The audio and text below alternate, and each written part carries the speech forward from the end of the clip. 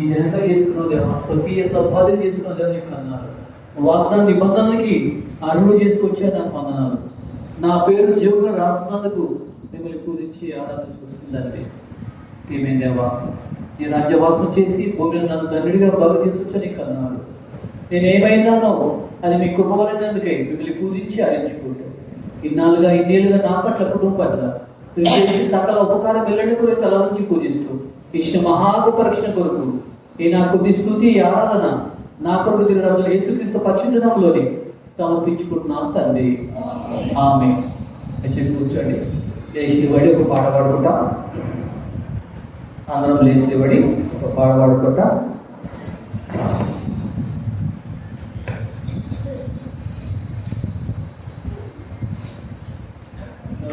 పాట పాడతాం.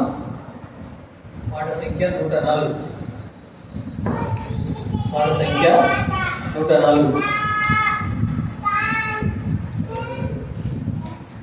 మొదటి 2 చరణాలు పాడదాం. పల్లవి మొదటి 2 చరణాలు గట్టిగా దగ్గరగా పాడండి. నా ప్రాణ ప్రియుడా యేసు రాజా, అర్పింతును నా హృదయార్పణ.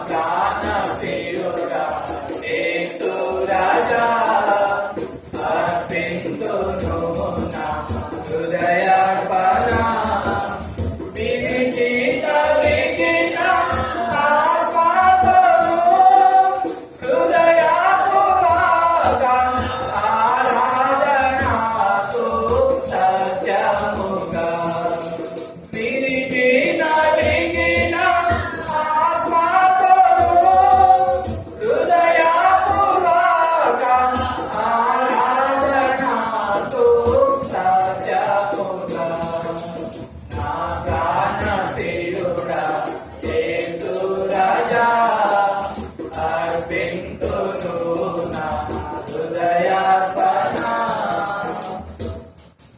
ఇది కూర్చోండి.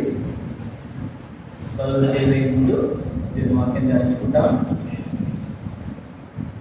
దేవుడు మన పట్ల చేసిన ఉపకారాల కొరకు దేవుని ఆరాధిస్తూ వచ్చారు. దేవుని వందనాలు. ఇంకెక్కడ ఆరాధించకపోయినారో గట్టిగా దగ్గరగా పరపతాన్ని తీసుకొని దేవుని ఆరాధించండి.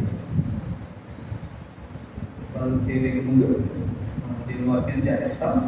జాగ్రత్తగా వినండి. విని విడిచిపెట్టుతుంది. తర్వాత ఇక్కడ రాసుకోవాల్సిందే రాసుకోండి. యోగ గ్రంథము 12వ అధ్యాయం. యోగ గ్రంథము 12వ అధ్యాయము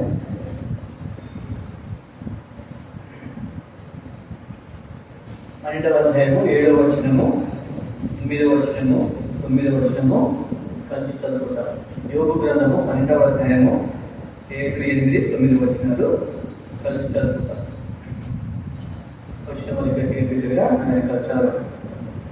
అయినను మృగములను విచారించుము, అవి నీకు బోధించును. ఆకాశ పక్షులను విచారించుము, అవి నీకు తెలియజేయి. భూమిని గురించి ధ్యానించినలా అది నీకు బోధించును. సముద్రంలోని చేపలను నీకు దాన్ని వివరించును. వీటన్నిటిని బట్టి యోచించుకునేలా యెహోవా వీటిని కలిగేసిందని తెలుసుకోలేని వాడెవడు?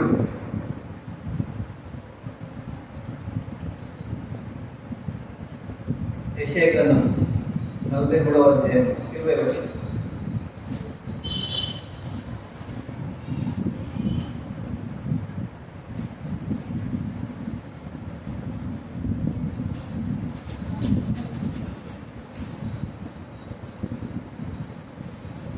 యెషయా గ్రంథము 43వ అధ్యాయము 20వ వచనం. అందులో కలిసి నేను ఏర్పరచిన ప్రజలు రాగుటకు అరణ్యంలో నీళ్లు పుట్టించున్నాను, ఎడారిలో నదులు కలుగజేయుచున్నాను. అడవి జంతువులను, అడవి కుక్కలను, నిప్పు కోలును నన్ను గణపరచును.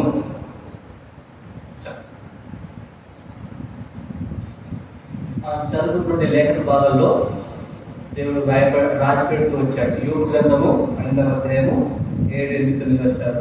ఏమిటి అక్కడ? ఆయనను మృగములను విచారించుము, అవి నీకు బోధించును. లోకంలో టీచర్స్ అయిన వారు, లెక్చర్స్ అయిన వారు, ఉపాధ్యాయులైన వారు ఎంతో మంది ఉన్నారు. మనుషులు బోధిస్తూ ఉన్నారు. మనుషులు జంతువులకు బోధిస్తూ ఉన్నారు. ఒక పులికి కూర్చో అంటే కూర్చుంటున్నది. ఒక కోడికి దుంకు అంటే దుంకుతా ఉంది. సర్కస్ చూసినట్లయితే ఒక ఏనుగు కొంచెం బయట అంటే ఏం చేస్తుంది? కూర్చుంటా ఉంది. మనుషులు చెబితే, మనుషులు బోధిస్తే జంతువులు వింటున్నాయి, చేస్తూ ఉన్నాయి. కానీ ఇక్కడ రాయబడింది ఏమంటే, అయినను మృగములను విచారించుము, అవి నీకేం చేస్తాయంట? చదవాలి. ఎవరన్నా చదవండి గట్టిగా. విచారించుము, అవి నీకు. ఇది ఆశ్చర్యమే.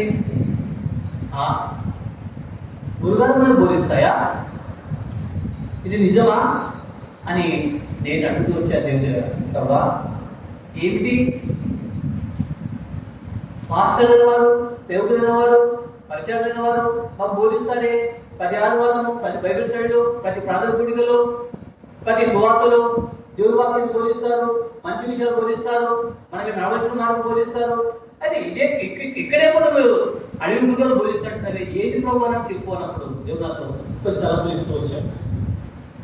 ఇక్కడ అయినను మృగం విచారించుము, అవి నీకు బోధించును.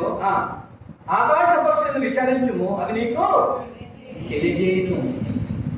ఒక్కసారి మనము ఈ కొండలోకి, లోయలోకి, చెట్ల మధ్యలో, గుట్టల్లో, లోయల్లో, కొండల్లో, గుహల్లో మనం వాళ్ళు చూస్తూ ఉంటే, ఆ పక్షులను చూస్తూ ఉంటే, తర్వాత ఆ గుట్టలను చూస్తూ ఉంటే, ఆ పూలను చూస్తూ ఉంటే, ఆ చెట్లను చూస్తూ ఉంటే, దేవుని సృష్టి అద్భుత కార్యం చూస్తూ ఉంటే మనం దేవుని ఆరాధించకుండా ఉండలేకపోతాం. ఎందుకంటే దేవుని సృష్టి, సమస్తమైన సృష్టి యావత్తు కూడా ఆ పరమ పావన దేవుని ఆరాధిస్తూ ఉన్నాయి. నీవు నేను కూడా ఆరాధించు, నోరు తెచ్చి ఆరాధించు అంటే నోరు బిగబట్టుకొని వాళ్ళిస్తారా వీళ్ళిస్తారని చెప్పేసి చూస్తా ఉంటారు. నక్కడ ఏది నక్కలాగా చూస్తూ ఉంటాం, కొంగలాగా చూస్తూ ఉంటాం. అది కాదు, ఇక్కడ ప్రపంచంలో ప్రతి జీవరాశి కూడా దేవుడు చూపిస్తూ ఉన్నాయి. ఉదాహరణకు 4 గంటలప్పుడు ఏం చూస్తారు చెప్పండి చెప్పండి.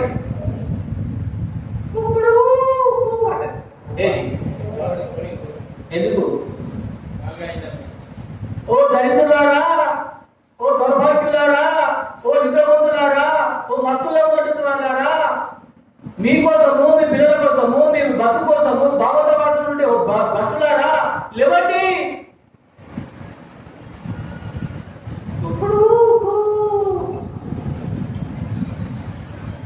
అరే తెల్లారితో అయినా మళ్ళీ చేస్తాం దుప్పటి కనుకొని.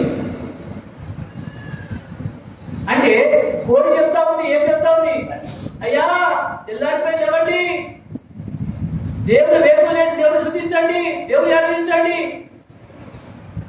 పోయా లేవు, తిరగని లేవయ్యా, టైం అయితే లేవయ్యా అంటే భార్య ఉంటే పొద్దున్న ఏం చేసి బాగా అలసిపోయింది.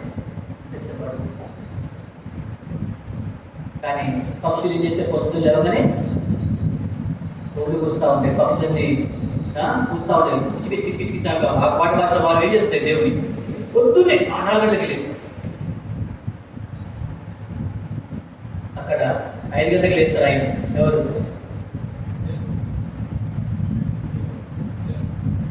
మనం జీవుల దేవుని బిడ్డమని చెప్పుకునే మనము, దేవుని ఆరాధించబెట్టిన క్రైస్తవులు చెప్పుకునే మనము, ఏ దగ్గర చెప్పుకునే మనము ఎన్ని గంటలు లేస్తున్నాం? నిజంగా చెప్పండి, ఎంతమంది ఎన్ని గంటలు లేచారు?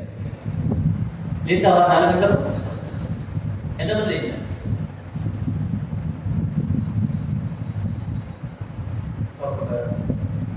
నాలుగు గంటలు లేచి ఏం చేయాలి? లేవగానే ఉరకాలి డాడీ అది కాదు. లేవగానే ఏం చేయాలి? లేవగానే మోకరించి దేవా ప్రార్థన కాపాడుకొచ్చావు, మంచి స్థితి ఇచ్చావు, నాకు మంచి ఇల్లు ఇచ్చినావు దేవా, మంచి బతుకు ఇచ్చావు దేవా, నాకు మంచి సుఖమైన నిజం ఇచ్చావు దేవా, నీకు వందనాలు వేసే. మరొక దినాన్ని చూసి ఆచరించావు దేవా, ఈ దినం అంతటను కాపాడేవా. నీకు జీవితాన్ని ఇష్టపడుతుంది వేసేయ, నేను సేవించాలని ఇష్టపడుతుంది వేసేయ, నేను సంతోషపెట్టాలని ఇష్టపడుతుంది వేసేయ. ఈ దినం అంతటను సహాయం చేస్తున్నావా? నన్ను కాపాడు, నా పిల్లలను కాపాడు, నా భార్యను కాపాడు, నన్ను పోతుంది నన్ను కాపాడు, నాకు ఆహారం వేయు, నాకు బట్టలు వేయు, నాకు సొమ్ము వేయు, సంబంధం వేయు, నాకు ఉద్యోగం వేయు, నాకు పెళ్లి చేయు, ఇవే చెప్తావు తప్ప ఈ బతుకులో దేవుడు చేసిన ఉపకారం ఎలాంటి తలమోసి దేవుని ఆరాధించిన ఉదయకాలన ఆ పక్షులు, ఆ జంతువులు, ఆ యొక్క కోళ్ళు సమస్తం కూడా దేవుని ఆరాధిస్తా ఉన్నాయి, వాటి చేసిన ఉపకారమైన. అయితే నేను కూడా ఎంతో సోమరుగా, ఎంతో నిజవంతుతో, ఎంతో దేవుడు ఎన్నని వాడుగా, దేవుడిని చూడని వాడుగా, దేవుడు అందరిని గుర్తించిన వాడుగా, దేవుడి మందులో ఏం పనులు ఉంటుందో ఏం అవుతుందో కూడా తెలియదు. దానిగా వస్తావు సంధ్య వస్తావు, మన సన్నిధానం మీరు ఎవరున్నారు, ఎవరు వస్తున్నారు, ఏం పని నడుస్తుంది, ఏం జరుగుతుంది, దేవుడు ఎట్లున్నాడు, సేవలు ఎట్లున్నది, మందులో ఏం పని ఉంది, ఆ మందులో సేవ ఏముంది, నా కోసం, నా పిల్లల కోసం, నా బ్రతు కోసం, నా ఇంటి కోసం బ్రతుకుతున్నా, మా దేవుడి కోసం నేను ఏం చేస్తున్నా అనే అవగాహన లేకుండా బ్రతుకుతున్నాం. ఇలాంటి నీవు దేవుడి రాజ్యానికి ఎలా పోగలదు? పోగలుగుతామా? ఎంత మాత్రం పోలేదు. అందుకొరకు ఇక్కడ రాయకుండా ఆయనలో మృగము విచారించు, నీకేం చేస్తాయంట? బోధిస్తాయంట. ఆకాశ పక్షులను విచారించు, నీకేం చేస్తాయంట? తెలియజేస్తాయంట. భూమి గురించి ధ్యానించేయండి, అవి ఏం చేస్తుందంట? తెలియజేస్తా ఉందంట. కాబట్టి బైబిల్ ఎదురన్నా అడవి మృగాలు ఏం బోధిస్తున్నాయో మనం చూస్తాం, ఆకాశ పక్షులు ఏం బోధిస్తాయో మనం చూస్తాం. వాటిని చూసి ఇది బుద్ధి తెచ్చుకొని బదులు చేవేసుకుంటాం.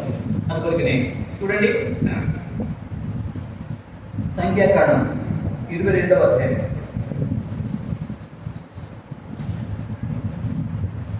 సంఖ్యాకాండం 22వ అధ్యాయం 21వ వచనం నుండి చదవాలి.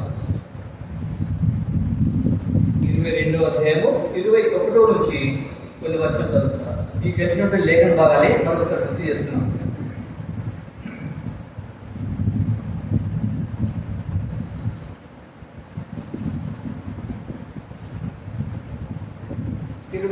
20 అధ్యాయం నుంచి 21 నుంచి కొన్ని వర్షాలు చదువుతాం చూడండి. నేను క్వశ్చన్ మీరు క్వశ్చన్. ఆ రాత్రి దేవుడు బిలాముకు వచ్చి తీసుకురామా ఓకే తీసుకురా.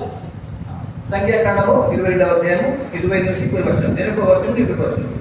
ఆ రాత్రి దేవుడు బిలాముకు వచ్చి, ఆ మనుషులు నిన్ను పిలిచిన ఇలా నువ్వు లేచి వారితో వెళ్ళును. అయితే నేను నీతో చెప్పిన మాట చొప్పుననే నీవు చేయవలనని అతనికి సెలవిచ్చాను.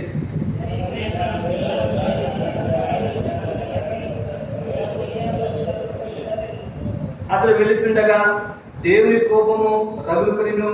యెహోవా దూత అతని విరోధయ్యై తోవలు నిలిచెను. అతడు తన గాఢనెక్కి పోతుండగా అతని పనివారిద్దరు అతనితో కూడా ఉండి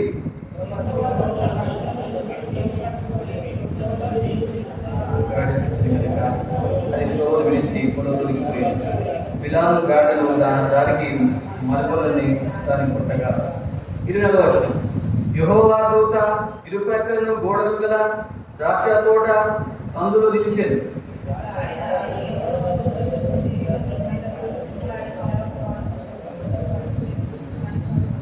అతడు మరలా దాన్ని కొట్టాడు. 25వ వర్షం. యెహోవా దూత ముందు వెళ్ళొచ్చు కుడికైన ఎడమకైన తిరుగుటకు దారి లేని ఇరుకు చూడున నిలువగా కింద పడి కనుక బిలాము పండి తన చేతి కర్రతో గాడిదను కొట్టాడు. 28వ వర్షం. అప్పుడు యెహోవా ఆ గాడిదకు వాక్కు ఇచ్చాను కనుక అది నీవు నన్ను ముమ్మారు కొట్టిదివి, నేను నిన్నేమి చేసిందని బిలాముతో అనగా నా చిన్న కట్టుకుంటా చంపిందని గాడితో అని. 30వ వర్షం. అందుకు గాడిద, నేను ఈ దాని మొదలుకొని నేటి వరకు నీవు ఎక్కుచూ వచ్చిన నీ గాడిదలు కానా, నేను ఎప్పుడైనా కిట్లు చేయట కదా అని బిలాముతో అనగా అతడు లేదని.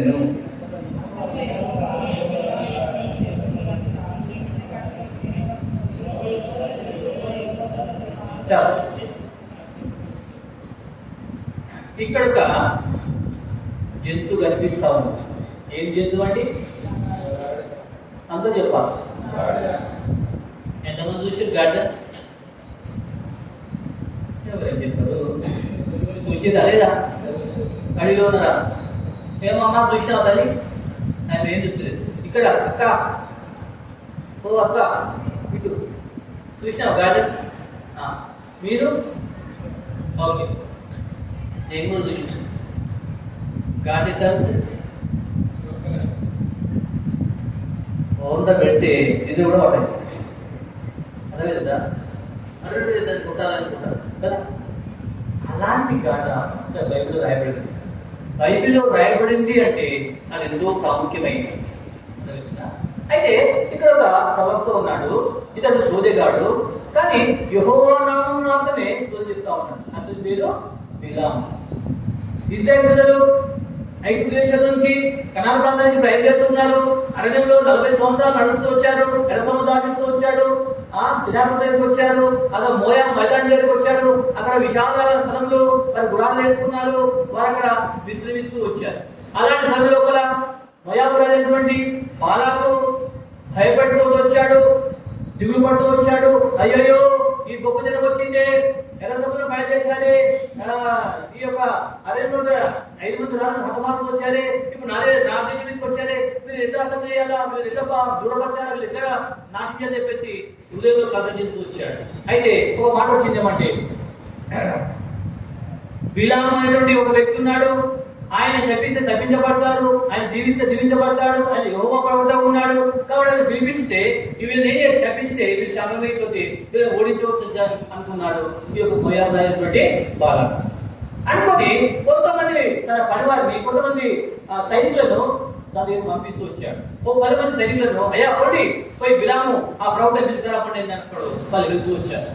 వెళ్ళి ఆ రాత్రి దగ్గరికి వచ్చినట్ట, అయ్యా మోయాబురైనటువంటి బాలాకు ఇట్లా అన్నాడయ్యా, మిమ్మల్ని పిలుచుకోదామన్నాడు అంటే, అలా సరే ఉంటాడు, ఈ రాత్రి ఉంటాడు, నేను దేవుడి పోయి అడుగుతా అని చెప్పేసి ఆయన రాత్రి దేవుడి పోయేసి దేవుడి ప్రార్థన చూస్తాడు. దేవా, అదిగో బలాన్ని మోయాబురైనటువంటి బాలాకు ఈ మనుషులు పంపించాడు, నన్ను పొమ్మంటా వద్దంటావా దేవా అని దేవుడు దగ్గర అడుగుతా ఉంటే దేవుడు ఏమంటాడు, నో, నువ్వు పోవద్దు, వాళ్ళతో కూడా వెళ్ళవద్దు, నువ్వు ఎక్కడ కూడా వెళ్ళవద్దు అని చెప్పేసి అన్నాడు. అంటే ఏం చేసినా వచ్చేసి అయ్యా తెల్లారి వచ్చి అయ్యా నా దేవుడు ఏమంటాడు, రావద్దు అంటాడు. ఆ మాట ఉంటాడు.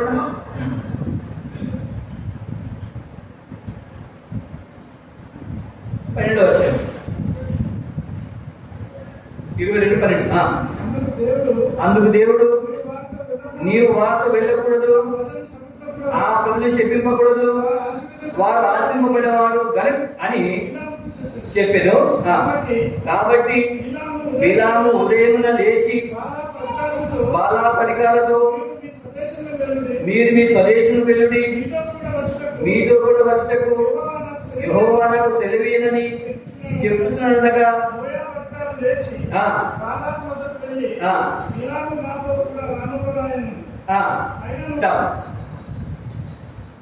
పది మంది వచ్చినప్పుడు వెండి బంగారు తీసుకొచ్చారు, డబ్బులు తీసుకొచ్చారు, బట్టలు తీసుకొచ్చారు, వద్ద వైద్యులు తీసుకొచ్చారు, చూపించారు. అయ్యా మా రాజు రమ్మంటున్నాడు, అవి తీసుకోండి, కంక తీసుకోండి, రండి, ఆ ప్రజలు చెప్పించండి. ఇద్దరు వాళ్ళు ఎంతో ఎత్తు వీటి మధ్య నాకేసినట్టుగా మా దేశం నాకేసినట్టున్నారు, వీరు విస్తరించి ఉన్నారు, వారు మాకంటే బలవంతులుగా ఉన్నారు, వారిని ఓడించడానికి నువ్వు వచ్చి చెప్పించమని చెప్పేసి వాళ్ళ పంపించే రాయ అంటున్నప్పుడు సరే సరే ఆగండి.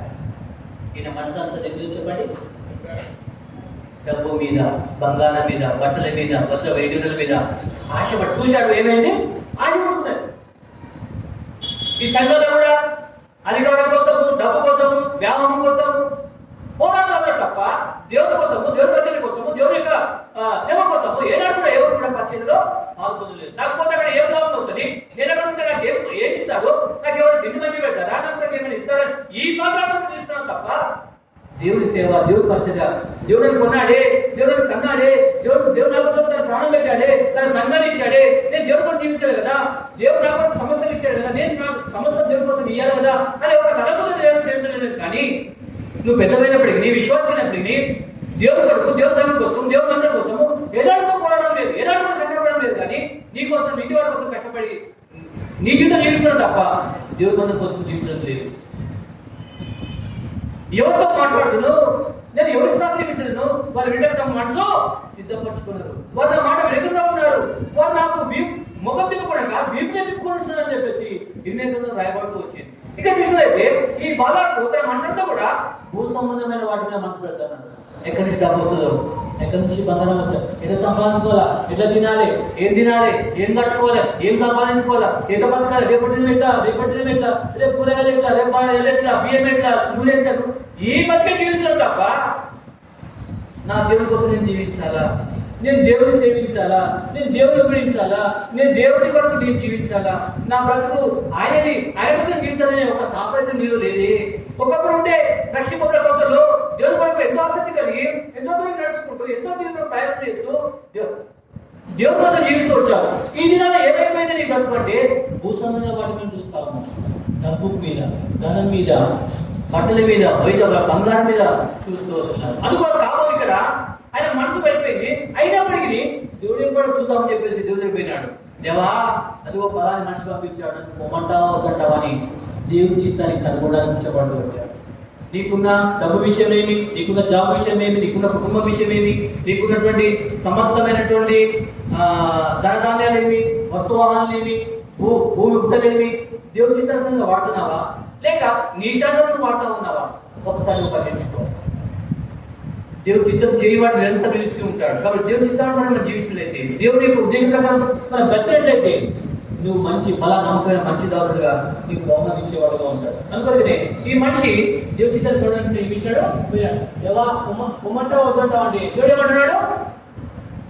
ఏమంటున్నాము? 12 అక్కడ మాట ఉంది 12వ వచనంలో, దేవుడు నీవు వారితో కూడా వెళ్ళకూడదు, ఆ ప్రజలు శపింపకూడదు, వారు ఆశించబడ్డ ప్రజలు. కాబట్టి ఓ బిలాము, నువ్వు డబ్బు ఆశిస్తున్నావా, బంగారం ఆశిస్తున్నావా, బట్టలు ఆశిస్తున్నావా, ఆ రాత్రి గర్భాలు చెప్తున్నావా, అక్కడ దావకిస్తున్నాను పోతున్నావా? వద్దు, నువ్వు చెప్పించడానికి వీల్లేదు. ఎందుకంటే వారు ఆల్రెడీ ఆశించబడ్డవారు, వారు దేవుడిలో ఉన్నారు, వారు దేవుడు ఆశించబడ్డ ప్రజలు కాబట్టి నువ్వు చెప్పించడానికి వీల్లేదని చెప్పేసి దేవుడితో మాట్లాడుతూ వచ్చినప్పుడు వెంటనే నోరు వస్తున్నాడు. నోరు వస్తు మధ్యలాగా వచ్చేసి అయ్యా దేవుడు ఇప్పుడు రావద్దంటున్నాడు అనుకోండి అయ్యా అనుకోండి వెళ్ళిపోయేసి రాజా రాజా మాతో రాలేదు రాజా అంటే అటనా అని చెప్పేసి వీళ్ళకంటే ఘనమైనటువంటి వాళ్ళు ఇంకా కొంత వాళ్ళు ఎక్కువ డబ్బు తీసుకొచ్చి వాళ్ళు పంపించుకొచ్చారు. వాళ్ళు వచ్చి అయ్యా బాలకాలు అమ్ముతున్నాడంటే ఆగటాగా తీసుకెళ్తాం మళ్ళీ వచ్చి ముమ్మారు దేవతలు పోయిన దేవుడు ఏమంటున్నాడు ఆన్సర్ ఏదే లేడు వద్దు పోవద్దు అని చెప్పేసి ఆఖరికి దేవుడు అనుకుంటున్నాడు ఓహో వీనికి ఏం మనసంతా దేని మీద ఉంది వీనికి నా మాట మీద లేదు, నా పని మీద లేదు, నా మంత్రం మీద లేదు, నా వాక్యం మీద లేదు, ప్రార్థన జీవితం లేదు, పరిశుద్ధ జీవితం జీవించాలని ఇష్టం లేదు. కానీ మనకి ఏముందంటే ఎట్లా డబ్బు సంపాదించాలా, ఎట్లా బతకాలా, ఏం చేయాలా, ఎట్లా చేయాలా, ఏం తినాలా, ఏం త్రాగాలా, ఏం పట్టుకోవాలి ఈ దగ్గర ఉన్నాడు తప్ప నా పని మీద లేదు, నా సేవ మీద లేదు. కాబట్టి వీటిని ప్రతి ఇదంతా అయిపోయింది. మన దృష్టి కూడా డబ్బు మీద ఉంది కాబట్టి సరే అని చెప్పి ఏం చేశాడు ఒకసారి అట్లా 18 వచ్చిన 10 వచ్చింది డబ్బు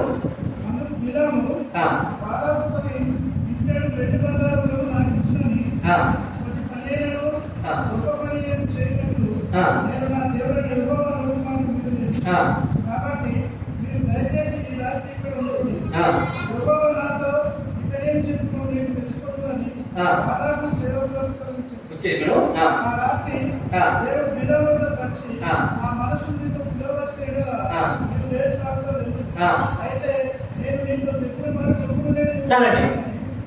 అరే నాయన నా సేవకుడా, ఓ నా సేవకుడా, ఓ నా బిడ్డ, ఓ నా విశ్వాసి, నీ మనసు అంతా దేని నాకు తెలుసు బిడ్డ. నేను పొద్దున కదరా, అక్కడ పోవద్దురా, ఇక్కడ పోవద్దురా, అది చేయొద్దురా, ఇలా ఉండాలిరా, దేవుని మందిరంలో దేవుని సేవ చేయాలరా, దేవుని మందిరం నడిపించారా, ప్రజలంగా జీవించాలరా, అభ్యంతరం ఉండకూడదురా, దేవుని జీవితం చెప్పారు కదరా. చెప్పినప్పుడు నీ మనసు అంతా ఏం ఉంది అని చెప్పేసి దేవుడు అనుకున్నాడు. మళ్ళా 3వసారి మళ్ళా వెళ్ళండి. ఆలోసారి చెప్పాడు కదా దేవుడు, చెప్పినప్పుడు ఏం చేయాలి? దేవుడు కాబట్టి వెళ్ళిపోండి అని చెప్పాడు. అయినా మళ్ళీ దేవుడు మళ్ళీ ఎవరు వెళ్ళిపోతున్నాడు, దేవుడు వెళ్ళిపోతున్నాడు. పోతా ఉంటే దేవుడు తెచ్చిపోయారు. మీరు మనసు దేని మీద ఉందని చెప్పేసి చెప్పాడు. అరే బాబు నువ్వేంటి పో వద్దు పో, కానీ పోవాలి నేను చెప్పేవాడినే ఏం చేయాలి చెప్పాలంట కదా. సరే ప్రభా అని చెప్పేసినాడు. గంట కట్టుకున్నాడు, గాలి ఎక్కినాడు, పనులు పెడుతున్నాడు. సరే వాళ్ళు ఇప్పుడు ఏం చేస్తున్నాడు, ప్రయాణం అయిపోతా పోతా పోతా పోతా ఉంటే సరే మనసులో అనుకుంటున్నాడు ఏమని, నేను పోతా ప్రార్థన ఇచ్చిస్తాడు, గ్రహపడతాడు, ఏంది బ్యాండ్ వాళ్ళను తీసుకుపోతాడు, ప్రార్థన గ్రహపడు శ్రీ శ్రీ శ్రీ శ్రీ శ్రీ బల్లాగారు వస్తున్నారు, మన దేశానికి వస్తున్నారు అని ఎంతో గంభీరంగా గణపరుస్తారు. తర్వాత మళ్ళా 2-3 మేకలు పోస్తాడు, దావా చేస్తాడు, మళ్ళీ వెండి బంగాలు వేస్తాడు, డబ్బు ఇస్తాడు, నన్ను మంచిగా అయిపోతా చెప్పేసి ధనవంతులు అయిపోతాం, ఇల్లు కట్టుకుంటా, లేకుంటే ఒక కారు కొనుక్కుంటా, ఏమైనా ఆశపడుతున్నాడు మనిషి. పోతా పోతా పోతా ఉంటే దేవుని కోపము విలాము విరోధంగా వచ్చేసి దేవుడి యొక్క దూత ఏమేసింది, ఖడ్గం చూసి కళ్ళలో ఆడుతుంది, ఖడ్గం మెరుస్తా ఉన్న ఖడ్గం. అయితే గాఢ మీద పోతా పోతా ఉన్నాడు. అయితే ఈ బిలాము తను ఏమైపోయింది చెప్పండి, ఈయన కనిపిస్తా ఈయన మైండ్ అంతా కూడా దేని మీద ఉంది, మూసమైన వాటి మీద ఉంది. కానీ గాఢ యొక్క మనసు ఏంటంటే దేవుడితో ఖడ్గం చూసినట్టు చేత కట్టుకుంటే కత్తి చూసినట్టు దేవుడు చూసి ఏమైపోయింది, గాఢ చూసి ఏమేసిందంట పక్కగా పోయిందంట.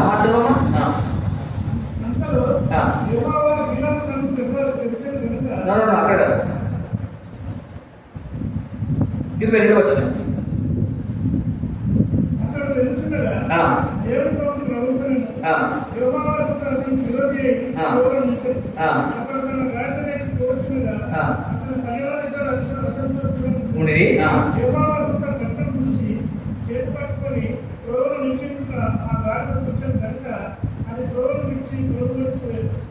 పోయాను. ఇక్కడ బిలాము గాఢగా వెళ్దామంటే మధ్యలో ఎవరు ఇచ్చారు చెప్పండి, యెహోవా దూత ఖడ్గం పట్టుకొని నిలబడింది. కానీ ఎవరు చూశారు, గాఢ చూసింది. కానీ ప్రవక్త చూశాడా, బిలాము ప్రవక్త చూశాడా? ఎవరిని చూస్తున్నాడు ప్రవక్త?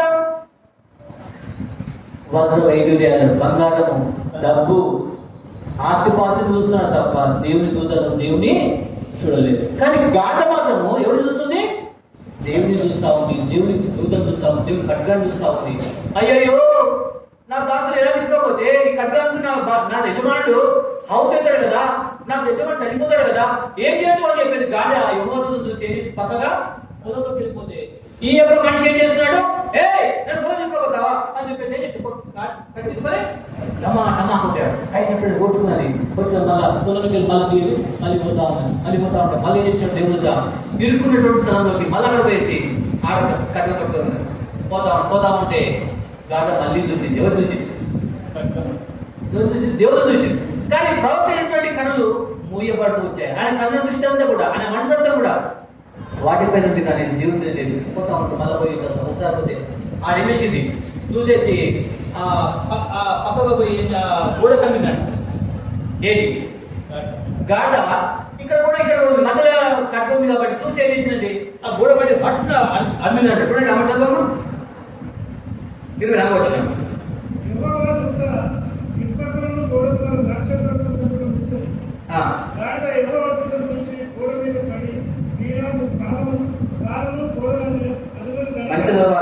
గాఢ యెహోవాను చూచి గోడ మీద పడి బిలాము కాలును గోడకు అడిగిన గనక అతడు దానిని మరలా కొట్టెను.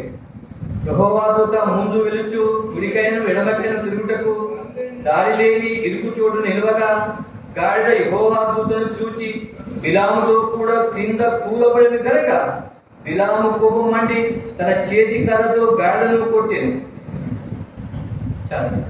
ఇక్కడ ముమ్మారు దేవుడిత గాడే కనిపిస్తుంది కానీ యెహోవా ప్రవక్తకు కనిపించడం లేదు. కారణం ఏమిటంటే తన మనసంతా కూడా భూత మీద వాడి మీద పెడుతూ వచ్చాడు. కానీ గాఢ మాత్రం దేవుని దూత దేవుని సమయాన్ని దేవుని సరిగ్గాన్ని చూస్తా వచ్చింది. ఈనాడు నేను కూడా ఏం సంపాదించుకుందామా, ఏమి తిందామా, ఏమి తాగుదామా, వీటిపైన మనసు పెడుతున్నావు. కానీ దేవుని పట్ల, దేవుని యొక్క సముదాయాన్ని, దేవుని యొక్క ముఖాన్ని, దేవుడి సన్నిధిలో ప్రార్థన జీవితాన్ని మనకు కలిగి లేదు. దేవుడి వాక్య ధ్యానంతో మనకు కలిగి లేదు.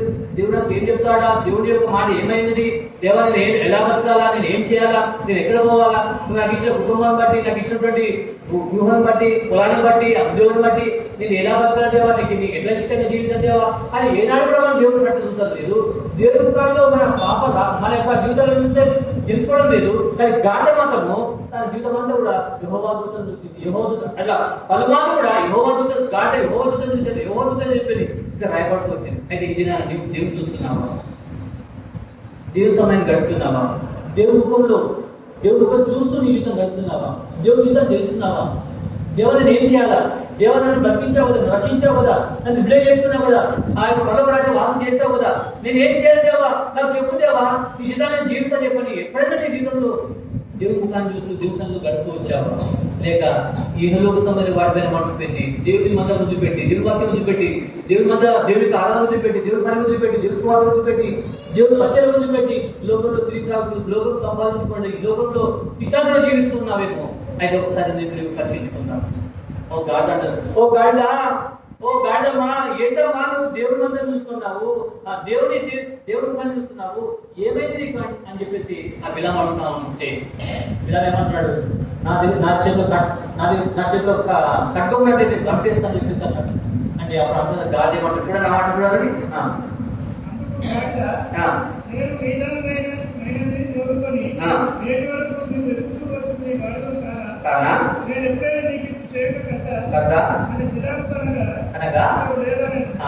ఇక్కడ నోరు లేనటువంటి గాఢము, మూగమైనటువంటి గుడ్డివాడైనటువంటి ఈ లోకమైనటువంటి ఆశించి బంగారం కోసము, బట్టల కోసము, ధనం కోసము, భూమి కోసము, ఆశ కోసము, ఐశ్వర్యం కోసము, ఏం తినాలా, ఏం తాగాలా, ఏం సంపాదించాలా, వీటి పట్లనే మనసు ఉన్నటువంటి ఈ గుడ్డివాడి కన్నా తెలియజేసింది ఎవరు? నోరు లేనటువంటి గాఢము. మాట్లాడతాం ఏమని, ఓయ్యా నైజమాండ, నేను ఎక్కువ పోతున్నటువంటి గాఢ నేను కాదా, నేను ఇంత ఎప్పుడైనా చేశానా, నన్ను ఎందుకు ఇంత పడుతున్నావు, నన్ను ఇంతగా వాతావరణంలో కొట్టావే, ఏం చేశానని చేసేవాడు, నాకు తిరగబడ్డావు, నేను గంభీరత అని చెప్పాను అన్న వెంటనే దేవుడు తెలిసింది ఆ గాఢకు వాకించి గాఢ మాట్లాడుతుంది. ఎవరితో మాట్లాడుతుంది? గుడ్డివాడైనటువంటి, చెవిటివాడైనటువంటి, దేవుడి దృష్టికి నీచైనటువంటి, దేవుడి దృష్టిలో అపరాధమైనటువంటి, దేవుడు చూడనటువంటి ఈ గుడ్డివాడి కన్నాను నోటే గంధమైన విషయం మాట్లాడుతూ వచ్చింది అని అప్పుడు లీనమ్మని అప్పుడు చేయలేమండి. వెంటనే తెచ్చినట్టు దేవుడితో మాట్లాడుతూ చూడండి తెలిసింది కనుక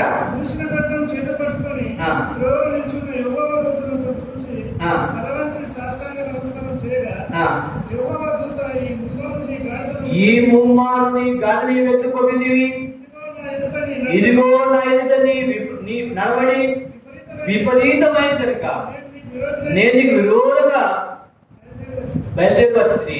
ఆ గాడిదను చూసి ఈ గాలిలను చూసి ఈ ముమ్మారు నాను తొలగిపోని ఎడలా నా ఎదుట నుండి తొలగనీయడం నిశ్చయంగా నేను అప్పుడే నిన్ను ఏం చేస్తుంది అంటే ఈ ప్రవక్త యొక్క ప్రాణాన్ని కాపాడేది ఎవరు చెప్పండి? ఎవరు? నోలేని గార్ధవము ఈ ప్రవక్త కళ్ళు తెరచేస్తూ వచ్చింది. నోలేని గార్ధవం తన మాట్లాడుతూ వచ్చింది. అవును, నిజమే కదా, నువ్వు అట్లాంటి కానీ ఆమె తిరగబడలేవి, నన్ను మొత్తం కాదు ఎందుకు సురక్షణ కల్పించావి, నువ్వు అట్లా కాజుకున్నప్పుడు వెంటనే దేవుడు కళ్ళు తెరవేసినప్పుడు చూస్తే వెంటనే దేవుడు ఓయమో అని కట్టుకోండి వెంటనే చూశాడు. సాష్టంగా పడి దేవా ఏం చేయమంటావు అనండి. అరే బుద్ధి లేనుడా, నీ చేష్టలు, నీ ప్రవర్తన, నీ చూపు, నీ యొక్క అలవాటు, నీ యొక్క నడవడి, నీ కుటుంబం యొక్క నడవడి, నీ పిల్లల నడవడి నా దృష్టి విపరీతంగా ఉన్నది. నువ్వు పేరెట్టుకున్నావు, నా బిడ్డలను పేరెట్టుకున్నావు, నా దాదాలను పేరెట్టుకున్నావు, దేవుడు కొడుతున్నావు, దేవుడు ఆలోచిస్తున్నావు. నీ బతుకు ఏముంది? నీచంగా విపరీతంగా ఉంది బ్రతుకు. నీ ప్రవర్తన మంచి లేదు, నీ మాట మంచి లేవు, నీ చేసే మంచి లేవు, నీ యొక్క అలవాటు మంచి లేవు, నీ ఇంట్లో కుటుంబంలో అలవాటు మంచి లేవు. ఎదురు ఇష్టం తాగుతున్నావు, కథనాడుతున్నావు, ఇష్టాలు చూపిస్తున్నావు, పేరు మాత్రము నా దేవుడు పెట్టుకుంటున్నావు. ఏదైనా నీ బ్రతుకు నా దృష్టికి నువ్వు విరోధంగా ఉన్నావు, విపరీతంగా ఉంది నీ నడవడి. కాబట్టి నేను ఏం చేశాను? నేను చంపడానికి కట్టులు తీశాను.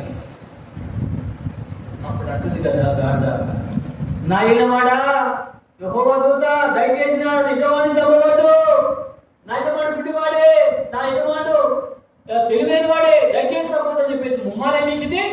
తప్పిస్తూ వచ్చింది. ఈనాడు నువ్వు ఎందుకు బతుకున్నామంటే కారణం అంటే దేవుడు కృప బట్టి నువ్వు ఎందుకు తప్పు చేసి దేవుడు విరోధంగా చేసినప్పటికీ నీ నడవడితో నీ బ్రతుకును బట్టి నువ్వు ఎందుకు అపవిత్రమైన జీవితం జీవిస్తూ అపవిత్రకాలు చేస్తూ అపవిత్రమైనటువంటి ప్రవర్తనలు జీవిస్తున్నప్పటికీ, అది ప్రేమించకపోయినప్పటికీ, దేవుడు మాత్రం ప్రేమించకపోయినప్పటికీ, దేవుడు జీవించకపోయినప్పటికీ దేవుడి కృపను బట్టి నేను ఏం చేశాను? ఇప్పుడు బతికించాను.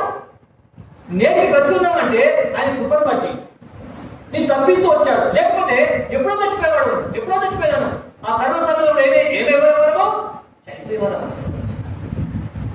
పెద్ద పెద్ద వాళ్ళు ఓటున్న వాళ్ళు తమ ప్రాణాలు కాపాడలేకపోయినారు. ఇది నేను బతుకున్నామంటే నువ్వెంతో విపరీతంగా దేవుడి దృష్టిలో ఎంతో విపరీతంగా బతుకుతున్నావు. ప్రార్థనించడం లేదు, ఆరాధించడం లేదు, మంచి ప్రవర్తన లేదు, ఒకరికి సహాయం చేసుకోవడం లేదు, ఒకరికి ప్రేమించడం లేదు, శత్రువుని ప్రేమించడం లేదు, ప్రార్థన చేసే జీవితం లేదు, సేవకుని ప్రేమించే జీవితం లేదు, సహాయం చేసే అలవాటు లేవు. ఎప్పుడు చూసినప్పుడు నేనేం తినాలి, నేనేం రావాలి, ఎట్లా ఎట్లా ఎట్లా ఎట్లా అని అనుకుంటావు తప్ప దేవుడు కొంటే ఏం చేయాలని చెప్పి ఎన్నడూ కూడా బతకడం లేదు అనుకోని దేవుడి గాథము అంత తప్పిస్తూ వచ్చింది. అప్పుడు దేవుడు బతమాడుకుంటే మా గాథ, ఓ దేవుడు గారు యజమాని చంపవద్దండి అని చెప్పేసి ఏం చేసి ముమ్మారో అయితే తప్పించబడి గాథను ఈ దేశంలో హెచ్చరిక చేస్తున్నాడు. అంతమాట కదా నా చేత కడుపు ఉన్నట్టయితే నీకు చంపేస్తుంది అని చెప్తూ వచ్చాడు. కాబట్టి నీకు నాకు ఉపకారం చేసిన దేవుడి పట్ల తిరగబడుతూ విపరీతమైన బుద్ధి కలిగి జీవిస్తూ ఉన్నావు. నీకు నీవు పరిశీలించుకో. నీకు తెలిసి నువ్వు ఎంత జీవిస్తున్నావు, ఎంత అపవిత్రంగా జీవిస్తున్నావు, ఎంత నీచంగా జీవిస్తున్నావు, ఎంత మూర్ఖంగా జీవిస్తున్నావు, ఎంత కోపకొడిగా జీవిస్తున్నావు, ఎంత మందిని నుంచి ఉంటున్నావు, ఎక్కడ నువ్వు తాగుబోతూ ఉంటావు, తిరుగుబోతూ ఉంటావు, తిట్టుబోతూ ఉంటున్నావేమో, మురుడుబోతుగా ఉంటున్నావేమో, దూరవాడిగా ఉంటున్నావేమో, వ్యభిచారిగా ఉంటున్నావేమో, మోసగాడిగా ఉంటున్నావేమో. దేవుడిని మోసగించుకొని దేవుడంతా కాకుండా దేవుడంతా పోకుండా జీవిస్తా ఉన్నావేమో. అలా జీవితంలో ఉంటే దేవుని కోపం తగ్గుతా ఉంది పైన. ఈరోజు బతుకున్నామనే కారణం ఇక్కడైనా తగ్గితో మార్చుకుంటావేమో, ఇక్కడైనా ఆ దేవుడి కళ్ళు చూస్తావేమో, దేవుడి ముఖాన్ని చూస్తావేమో, దేవుడి సందులో నీ యొక్క పాత దూరాన్ని దేవుడు అభయ చెప్పుకొని నీతిగా జీవిస్తామని ఆ రాజ్యపరుడు నేను సిద్ధపడతానని దేవుడు ఇష్టపడుతున్నాడు. ఒక నిమిషం నీతి పరిశీలించుకొని బదులు పాల్గొన్నారు. అందుకని ఇక్కడ ఆ గాఢ చెప్పి 3 రోజులు గాథ ఏం చేసింది? ఆ యొక్క ప్రవక్త అందులో తెర చేస్తూ వచ్చింది. అతను హృదయాన్ని మార్పు వచ్చింది. వెంటనే ఏం చేసినట్టు తను పశ్చాత్తాపడుతున్నాడు. చూడండి నా మాట చదవమ్మా.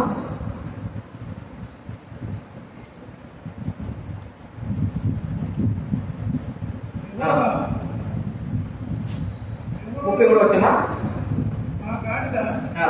నన్ను చూసి ఆ. ఈ ఈ ముమ్మారు నా ఎదురు నుండి తొలగెను అది నా ఎదుట నుండి తొలగని ఎడల నిశ్చయముగా నేను అప్పుడే నిన్ను చంపి దాని ప్రాణం రక్షించలేదని అతనితో చెప్పాను. అందుకు బిలాము, నేను పాపం చేస్తేని నీవు నాకు ఎదురుగా తోడు నిలిచి నాకు తెలిసింది కాదు. కాబట్టి ఈ పని నీ దృష్టికి చెడ్డదైతే నేను వెనుక వెళ్ళలేదని యెహోవా దూతతో చెప్పగా, యెహోవా దూత, నీవు ఆ మనుషులతో కూడా వెళ్ళుము, అయితే నేను నీతో చెప్పు మాటే కానీ మరేమీ పలకకూడదని బిలాముతో చెప్పాను. అప్పుడు బిలాము బలాలు అధికారంలో కూడా వెళ్తారు. వెంటనే ఎప్పుడైతే యెహోవా దూత ఆయన మనోరంతో తెలిసిందో వెంటనే సాక్షపడి దేవానికి అప్పగించాలని చెప్పేసి, ఇది నీకు ఇష్టం లేకపోతే నేను తిరిగి వెళ్ళిపోతా అంటే, నువ్వు తిరిగి వెళ్ళడానికి వీలు లేదు, నాలుగు మీద చేయవేసి వెనుకదాన్ని చూసుకున్నాడు నాకు పాత్రుడు కాడు. నువ్వు దొరికిడే ఉన్న తర్వాత నీ బ్రతుకు మార్చుకో, నీ బడద బ్రతుకు, నీ రోత బ్రతుకు, నీకు దుర్బలమైన బ్రతుకు, పాప రోత బ్రతుకు మార్చుకో. అందుకని మళ్ళీ నిన్ను పెట్టుకు వచ్చాను. కాబట్టి విలాపంలో వెనుక వెళ్ళడానికి వీలు లేదు, నువ్వు ముందుకు వెళ్ళు. దేవుడి సేవ కొరకు, దేవుడి పని కొరకు, దేవుడి యొక్క మాట నెరవేర్చడం కొరకు నువ్వు బ్రతకాలి, కానీ నీకోసం నీవు బ్రతకకూడదు అని చెప్పేసి దేవుడు అంతా చెప్తూ వచ్చినప్పుడు వెంటనే ఇది చూపించి ఆ మనిషికి కూడా తిరిగి వెళ్తూ వచ్చేసి బలాలు చూసి సంతోషపడుతుంది. అయ్యా ఎందుకు రాలేదు 3 సార్లు చూస్తే దేవుడు చెప్తే నేను దేవుడి గారికి ఇవ్వవానా? దేవుడు నన్ను ఏది చెప్తున్నా అదే చెప్తా. నువ్వు నాకు బంగారం ఇస్తే నేను బట్టి నువ్వు ఏది ఇవ్వకపోయినప్పటికీ, నువ్వు నన్ను గణపతిపోయినప్పటికీ నేను దేవుడి మాట మాత్రమే చెప్తా, నాకు వేరే కూడా చెప్పేసి తన దృష్టి అంతా కూడా ఏం చేసాడు, దేవుడి పైన పెడుతూ వచ్చాడు. తన మనసు అంతా కూడా దేవుడి పైన పెడుతూ, దేవా నేనేం చేయాలో నువ్వు చెప్పు, నేను నడవలసిన మార్గం మీద నువ్వు చూపించు, నీ చిత్తమే నేను ఇష్టపడుతుందని చెప్పి తంతాన్ని ఇచ్చాడు. దేవుడికి అప్పగించుకొని తిరిగి వెళ్తూ వచ్చాడు. వెళ్ళి ఏం చేశాడు, ఇజ్రాయేల్ అందరూ కూడా ఆశీర్వదిస్తూ వచ్చాడు. మీరు ఇందులో చూసినట్లయితే ఆశీర్వాదం ఏంటో ఆ బైబిల్లో రాయబడి ఉంటాయి. దాని మీద తిరిగి చదువుకోండి. ఇక్కడ నేను చెప్పాల్సింది ఏమంటే, ఆయనను మృగములు విచారించము, అవి నీకు బోధించును, ఆకాశంలో విచారించము నీకు. కాబట్టి ఇక్కడ గాతము అవి ప్రవక్త కమల ఏం చేసింది, నెరవ చేసుకుంటూ వచ్చింది. గాథ తన బుద్ధి చెప్తూ వచ్చింది. ఈనాడు నేను కూడా ఎలా ఉన్నాను, విపరీతంగా ఉందా దేవుడి దృష్టికి నీ ప్రవర్తన? అయితే దేవుడికి విరోధంగా ఉంటున్నాడు, ఈ కుటుంబానికి విరోధంగా ఉంటున్నాడు. నీ బ్రతుకు మార్చుకో, నీ యొక్క జీవితాన్ని మార్చుకో. దేవుడు కాబట్టి చెప్పు, చేసే పాపం గొడ్డ పెట్టుకొని కాసిపోయినా తెల్లారుస్తుమా. కాబట్టి నీ బ్రతుకులో ఉన్నటువంటి పాప జీవితాన్ని, పాప రోడ్డు హృదయాన్ని నువ్వు ఎక్కడెక్కడ దేవుడికి విరోధం పాపం చేస్తున్నావు, నువ్వు ఎక్కడ నీ జీవితంలో దేవుడికి ఐశ్వర్యంగా జీవిస్తున్నావు, దేవుడికి ఆనందం లేకుండా, వైపు లేకుండా, చర్చ లేకుండా విశ్రాంతిగా జీవిస్తావు. లేదు నీకోసం, నీ పిల్లల కోసం ఏం సంపాదించుకోవాలి, ఏం తినాలి, ఏం తాగాల, ఈ భూసంగా వాడి మనం పెట్టుకుని జీవిస్తున్నాము. అయితే చచ్చిపోతే నీ సబ్రాజం తెలుస్తుమా. అయితే ఇది నేను కూడా ఒక చిన్న ప్రార్థన, దేవా నేను అనేక సార్లు విలాంపల్లి లోకసమైన వాటిని ఆశించి ఈ దృష్టిని పాపం తీసుకొచ్చాను. విపరీతం ఉంది దేవ నా బ్రతుకులో ప్రార్థన లేదు, బైబిల్ చదవడం లేదు, ఒక సహాయం చేసే గుణం లేదు, కోపము, కాపము, ద్వేషము, కక్ష, ఈర్ష్య ఈ లోకంలో జీవిస్తా ఉన్నాయా. ఇలాంటి బ్రతుకు నాకు క్షమించేసి నన్ను బిడ్డగా చేసుకొచ్చి నాకు సజీవితేవా నీ కొరికే నీ యొక్క చిత్తాలను జీవితం ఇష్టపడతాను చెప్పేసి నీకు నాకు నేను అయిపోదాము రక్షించుకుని ఇంకో మాట చూడండి, సంఖ్యాకాండం 8వ అధ్యాయం 4వ వచనం. సంఖ్యాకాండము 8వ అధ్యాయం 4వ వచనం. ఎవరైనా కట్టేదామండి. సంఖ్యాకాండము ఆదికాండము 8వ అధ్యాయం 4వ వచనం. ఆదికాండము 8వ అధ్యాయం 4వ వచనం.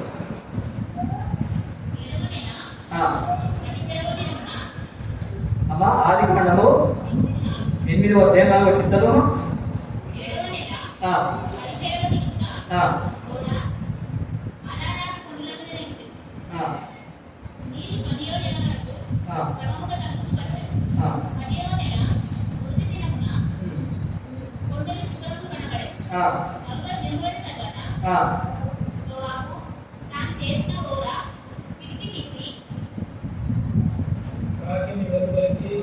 ఒక కాకి వెలుపలి పోవించెను, అది బయటికి వెళ్ళి భూమి మీద నుండి నీళ్లు ఇంకిపో వరకు ఇటు అటు తిరుగుతుండేను.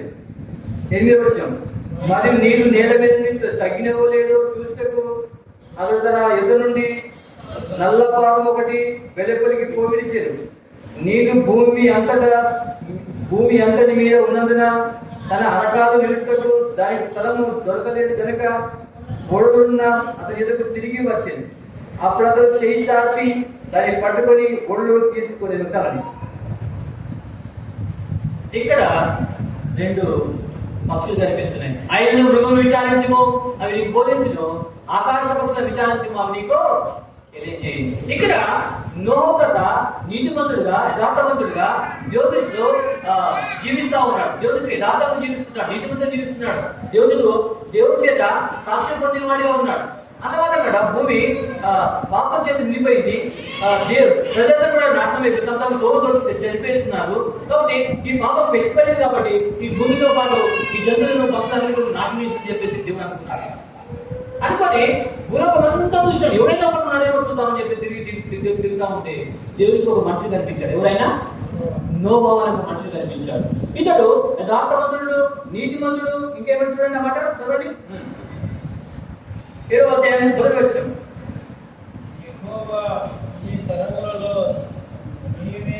ఈ తరం వారిలో నీవే నా యొక్క నీతిమంతుడని చూసింది కనుక నీవును నీ ఇంటి వారిను ఓడలో ప్రవేశించుడి. చాలని ఏమంటుంది దేవుడు? ఈ తరం వారిలో నీవే నైనా దేవుడు అన్నావు, నీతిమంతుడుగా ఉన్నాం. కాబట్టి నోహు భూమి నాశనం చేయబోతున్నాయ్యా, జలప్రలయం పంపించబోతున్నాయ్యా, 40 రాత్రులు 40 పగళ్ళు ప్రచండ వర్షం భూమి కొనబోతుంది. కొండలు గుడ్డలు పర్వత శిఖరాలు విడిపోతాయి. నోహు భూమిని నేను నాశనం చేసేస్తాను. పాపాత్ముడు అయిపోయినారు. పుణ్యం అంటే మానవుడు పాపాత్ముడు అయిపోయి చెరిపి వేస్తున్నారు. కాబట్టి భూమిని నాశనం చేస్తారు నోహు అని చెప్పేసి దేవుడు నోహుతో మాట్లాడుతున్నప్పుడు నోహు వెంటనే తన మీద చూపించి, నోహు దేవుని నువ్వు రక్షిస్తానయ్యా, నువ్వు నా యొక్క నీతిమంతుడు ఉన్నావయ్యా, నా యొక్క నువ్వు మంచివాడుతున్నావయ్యా, నన్ను నిత్యం నన్ను సూచిస్తున్నావయ్యా, నా కూడా నువ్వు జీవిస్తున్నావయ్యా, నువ్వు నా కూడా కష్టపడుతున్నావయ్యా, అయితే నేను కాపాడుతా నోహు చెప్పినప్పుడు నోహు చెప్పాను. నోహు చేశాడు, నువ్వు ఇట్లా మూడంతస్తుల ఓడగట్టుకో, తర్వాత ఇంత పొడుగు ఇంత వెడల్పు ఇట్లా చేసే అని చెప్పినప్పుడు బిడ్డ సిద్ధం ప్రభు అని చెప్పేసి అమ్మ లేవు దేవుడితో మాట్లాడినాడు. మనం తప్పించుకోవడానికి మనం ఒక ఓడ కట్టుకుందాము. ఏమయ్యా పిచ్చిపడేదా, వర్షం పోతుందంట, భూమిని పోతుందంట, మనం బతుకుతాం అనుకున్నదాన్ని అనుకుంటూ ఆయమ్మ. కానీ ఆమె ఏమనలేదు.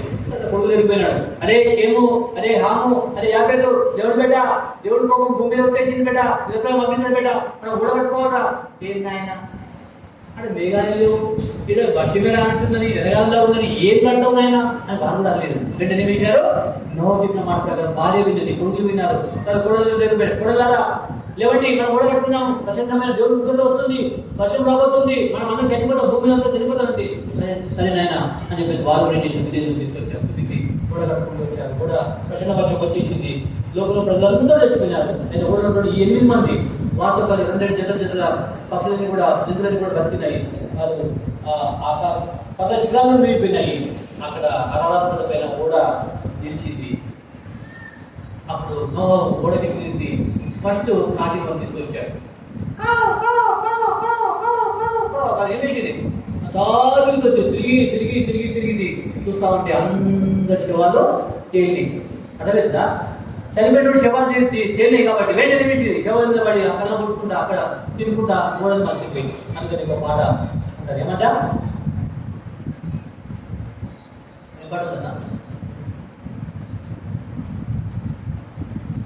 ఓడలో నల్లని కాకి చూడలో కదుచి ఓడ మర్చిపోయేను కాకి, కాకిలా జీవిస్తావా విశ్వాసీ, ఓడ విచ్చినంటావా విశ్వాసీ, కాకిలా జీవిస్తావా విశ్వాసీ, ఓడ విచ్చినంటావా విశ్వాసీ. ఓడలో నల్లని కాకి చూడలో కరుచి ఓడ మర్చిపోయేను కాకి, కాకిలా జీవిస్తావా విశ్వాసీ, పవనంలా మళ్ళీ వస్తావా విశ్వాసీ. కాబట్టి ఓడలో నుండి కాకి వేసింది. లోక రుచి చూసి ఏం చేసింది? ఓడను మర్చిపోయింది. 40 రాత్రులు తను కాపాడుతూ వచ్చాడు, నిలువస్తూ వచ్చాడు, మెదపెడుతూ వచ్చాడు, ఆహారం పెడుతూ వచ్చాడు, తనకు చేసినటువంటి మేలు మర్చిపోయింది. లోకాన్ని ప్రేమించి లోకంలో కలిసిపోతూ వచ్చింది. ఓడను విడిచిపెట్టింది, నిజమాన్ని వదిలిపెట్టేసింది, నూతన వదిలిపెట్టి ఓడను వదిలిపెట్టేసి లోకంలో చూస్తూ అలాగా నీ కూడా ఇది నాన్న అంటున్నావేమో. ప్రియమైన విశ్వాసి, కాకిలాగా జీవిస్తున్నావా? లోకంలో నేను ఏం సంపాదించుకో, లోకంలో ఎదిగినా దేవుడి మందిరం సేవ చేస్తే ఏమొస్తుంది, దేవుడి సేవ చేస్తే ఏమొస్తుంది, దేవుడి మందిరం పనిచేయడానికి ఏమొస్తుంది అని దేవుడి మందిరం వదిలిపెట్టి దేవుడి సేవ వదిలిపెట్టి దేవుడి పని వదిలిపెట్టేసి లోకంలో తిరగడానికి వెళ్తున్నావేమో.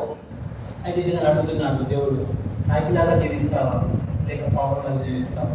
అంటే కాకి ఏం చేసిందంటే ఓడ మర్చిపోయింది, యజమాని మర్చిపోయింది, తను చేసిన మేలు ఉపకారాలన్నీ మర్చిపోయింది, లోకంలో తిరగడానికి వెళ్ళిపోయింది. మళ్ళీ తిరిగి రాని ఆ కాకి రాని చూశాడు. ఇంకోసారేమో కాకి చూస్తే కాకి ఏం లేదు చాలు వెంటనే తీసినట్టే అలా 8 నెలలకు నల్ల పాము తీసుకొచ్చి ఆ కాకి ఆ పౌరమా డౌ పోయి భూమి మీద నీళ్ళు ఇప్పిలేవు చూసామన్నప్పుడు ఏం చేసి పోయి అంతా తిరిగి మొత్తం పంపించాడు. పగలంతా తిరిగి ఇక్కడ కూడా జరిగి కాలు బిడ్డ సంధి కూడా మొత్తం ఎక్కువసేపు నీళ్ళే ఉన్నాయట. కాలు బిడ్డ సంధి లేనటువంటి నీళ్లు ప్రవహించి ఉన్నాయి కాబట్టి తిరిగింది ఆఖరి సాయంత్రం ఏమిచ్చింది. ఓడ వచ్చేసి చూశాడు బాగా చెప్పిందని చెప్పి మొత్తం తెచ్చాడు. తీసుకొని అలాగే ఎక్కిలు వేసేసి నీళ్ళు పెట్టేసి బలపరిచి మళ్ళీ 7 నెలలు మళ్ళీ ఇచ్చాడు. మళ్ళీ పౌరం పంపించాడు. పౌరం పెరుగుతూ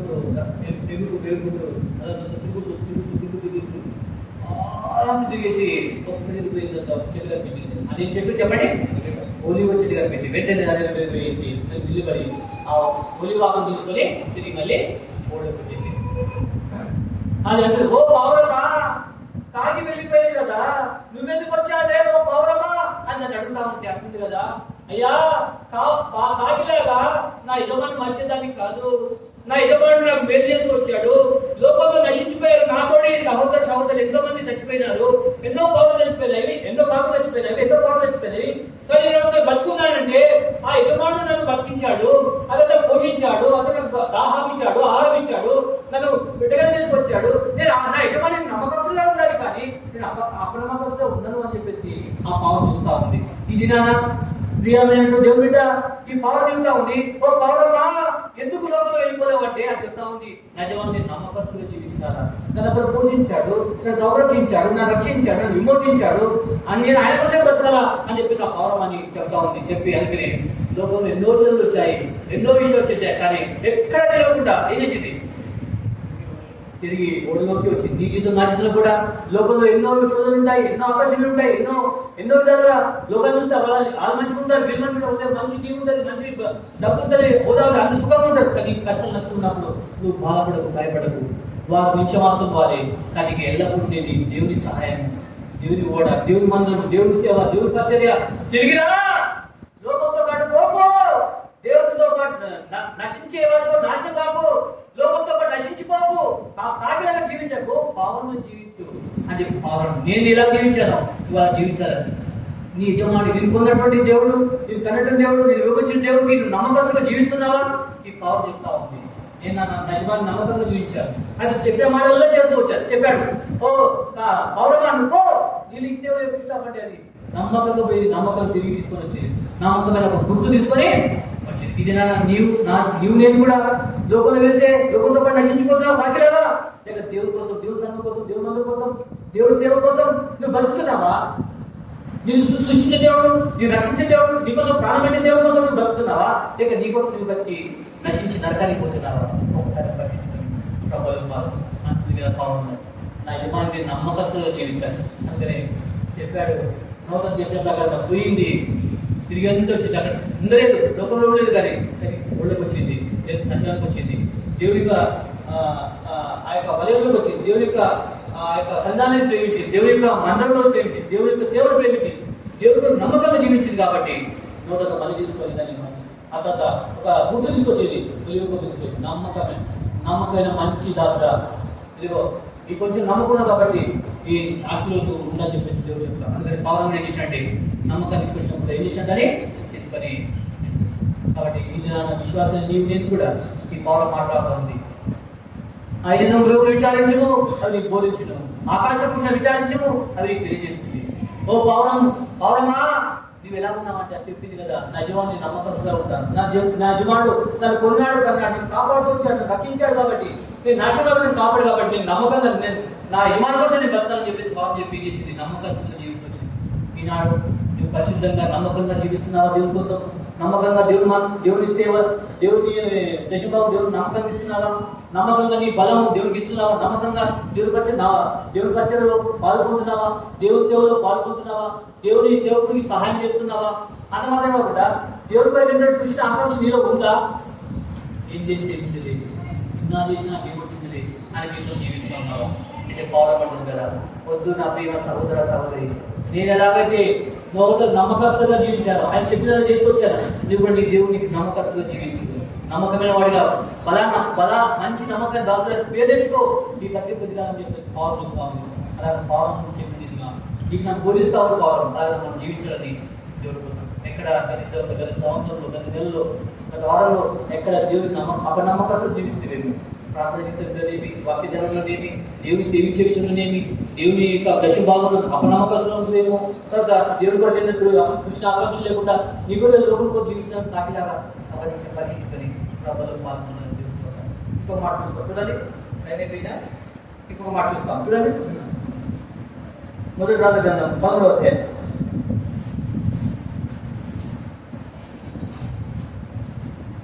మొదటి రాజుల గ్రంథం 13వ అధ్యాయం 1వ వచనం చూడండి.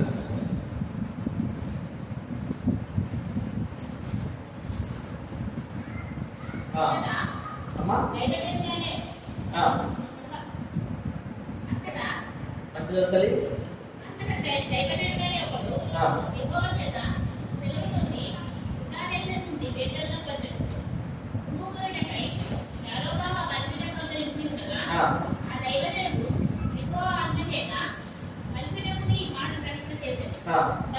బలిపీఠమా బలిపీఠమా యెహోవా తెలిసింది ఏమనగా, దావీదు సంతతిలో యెషయాను ఒక శిశు పుట్టును, నీ మీద ధూపం వేసిన ఉన్నతత్వం యొక్క యాజకులను అతని మీద అర్పించును.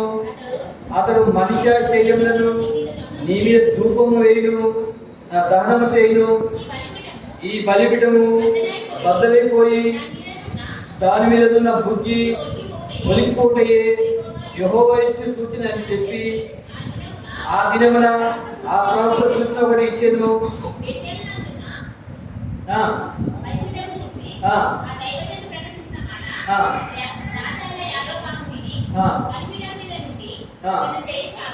చాపి చెప్పగా అతను చార్జ్ చెయ్యి ఎండిపోయాను, దాన్ని వెనుక తీసుకున్నకు అతని శక్తి లేకపోయాడు. చాలండి.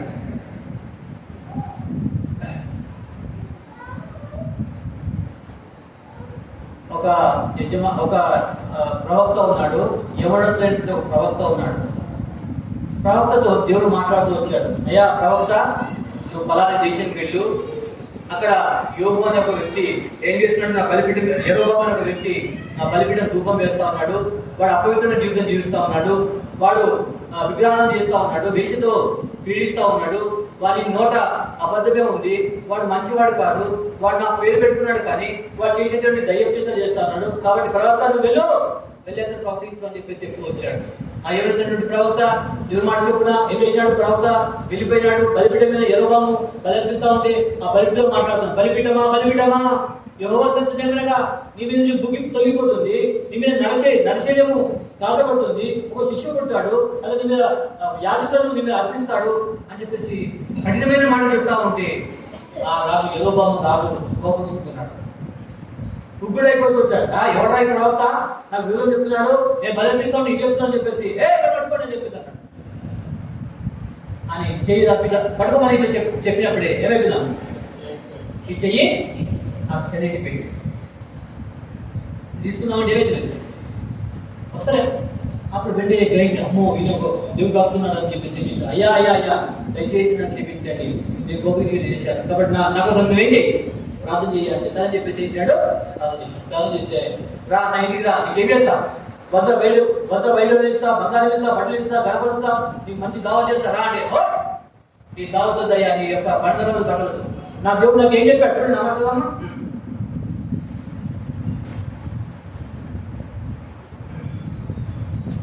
చదవమ్మా ఇక్కడ 7వ వచనం చదువు.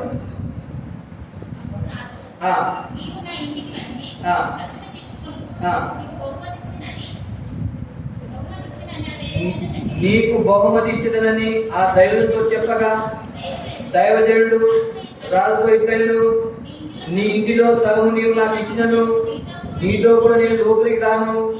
ఈ స్థలమందు నేను అన్నపానము పుచ్చుకొనవద్దనియు నీవు వచ్చిన మార్గం తిరిగి వెళ్ళకూడదనియు యెహోవా వాక్కు చేత నాకు తెలివైనని రాజు అనెను.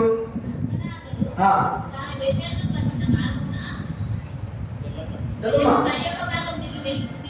చాలు. ఎప్పుడైతే ఈ ప్రవక్త బయట చెప్పినాడో ఆయన చెయ్యడిపోయింది. మళ్ళీ ప్రార్థన చేయాలి, దయచేసి ప్రార్థిస్తే ఆయన మంచి బాగా అయిపోయింది. రాజు చేశాడు, అయ్యా నా ఇంటికి రా, నీకు దావత్ చేస్తా, ఆ మంచి మటన్ బిర్యానీ పెడతా, లేకపోతే చికెన్ బిర్యానీ పెడతా, నీకు డబ్బు ఇస్తా, బట్టలు ఇస్తా. నువ్వు సేవకుడు ఏం లేదు కదా, సేవకుడి దగ్గర ఏం ఉండదు కదా, తినడానికి తిండి లేదు, బట్టలు లేవు కాబట్టి నీకు ఏం చేస్తా అని ఇస్తా రా అని చెప్పి అన్నాడు. అంటే దగ్గర ఏమన్నా చెప్పండి, ఓయా నీ ఇంట్లో సగం ఇచ్చిన కానీ నేను ఏంటా నీతో నేను రాను, ఇక్కడ బోధ చేద్దని చెప్పాడు, వచ్చిన మనం బోధన్నాడు కాబట్టి నేను దేవుడు మాట మీరు లేదని చెప్పేసి అన్నాడు. అంటే అయ్యో అన్నా అని చెప్పేసి ఏమనుకోలేదు, ఏమలేదు. వెళ్ళిపోయిన తర్వాత అతనికి ఆకలి అయిపోతా ఉంది, బాగా ఆకలి అవుతా ఉంది.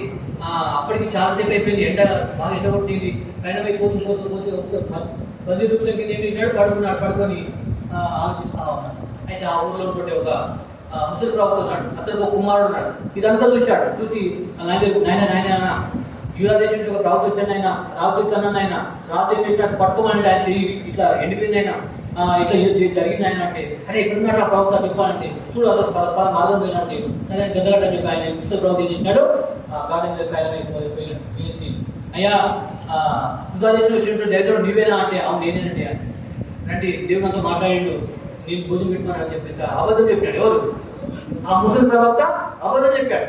చెప్తే అది దేవుడు మాట్లాడేమని. కానీ ఈ ప్రవక్త ఇంత వర్షంతో ఇంత దేవుడు కూడా జీవించినటువంటి వ్యక్తి, దేవా మరి మనిషి వచ్చాడు నన్ను పొమ్మంటావా వద్దంటావా అని చెప్పి దేవుడు అడగలేదు. కానీ ఏం చేసినాడు, ఆయన చెప్పిన మాట విని ఆయన వచ్చి వెళ్ళి ఆయన భోజనం చేసినాడు.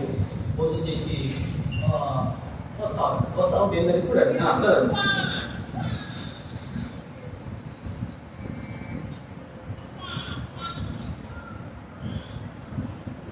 చూడండి 22వ వచనం 22వ వచనం నుంచి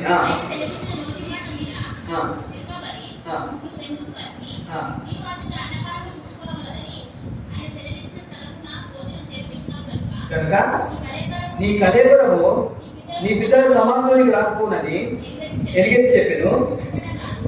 అంతటి వారు అన్నపానం పుచ్చుకొని తర్వాత అచ్చడి ప్రవక్త కట్టించెను.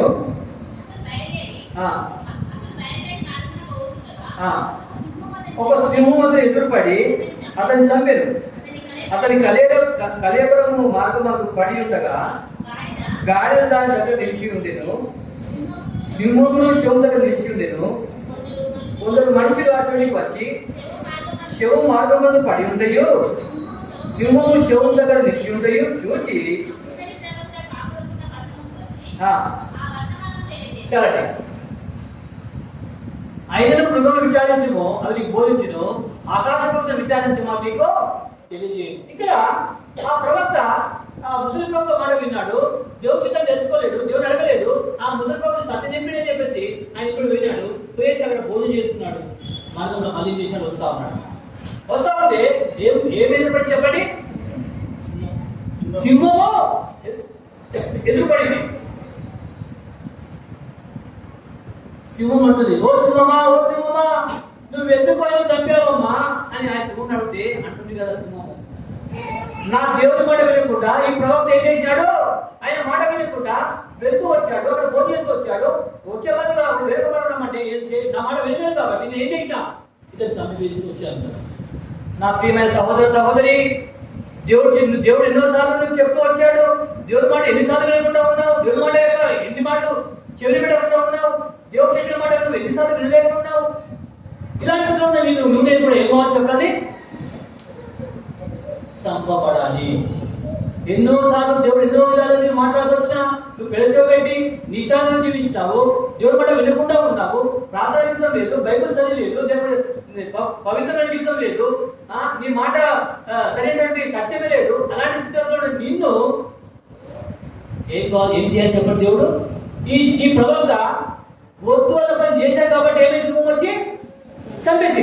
మరి ఎన్నిసార్లు దేవుడి మాట వినకుండా ఉన్నావు? నువ్వు ఎన్నిసార్లు రావాలి చెప్పండి? ఆ సింహం అంటుంది కదా, యెహోవా మాట వినలేదు కాబట్టి ఇక నేను చంపేసిన అని చెప్తుంది. కాబట్టి ఈనాడు నేను కూడా యెహోవా మాట వినకుండా, దేవుడు చెప్పిన మాట చేయకుండా ఎన్నిసార్లు ఉన్నావు? నువ్వు ఎన్నిసార్లు కావాలి?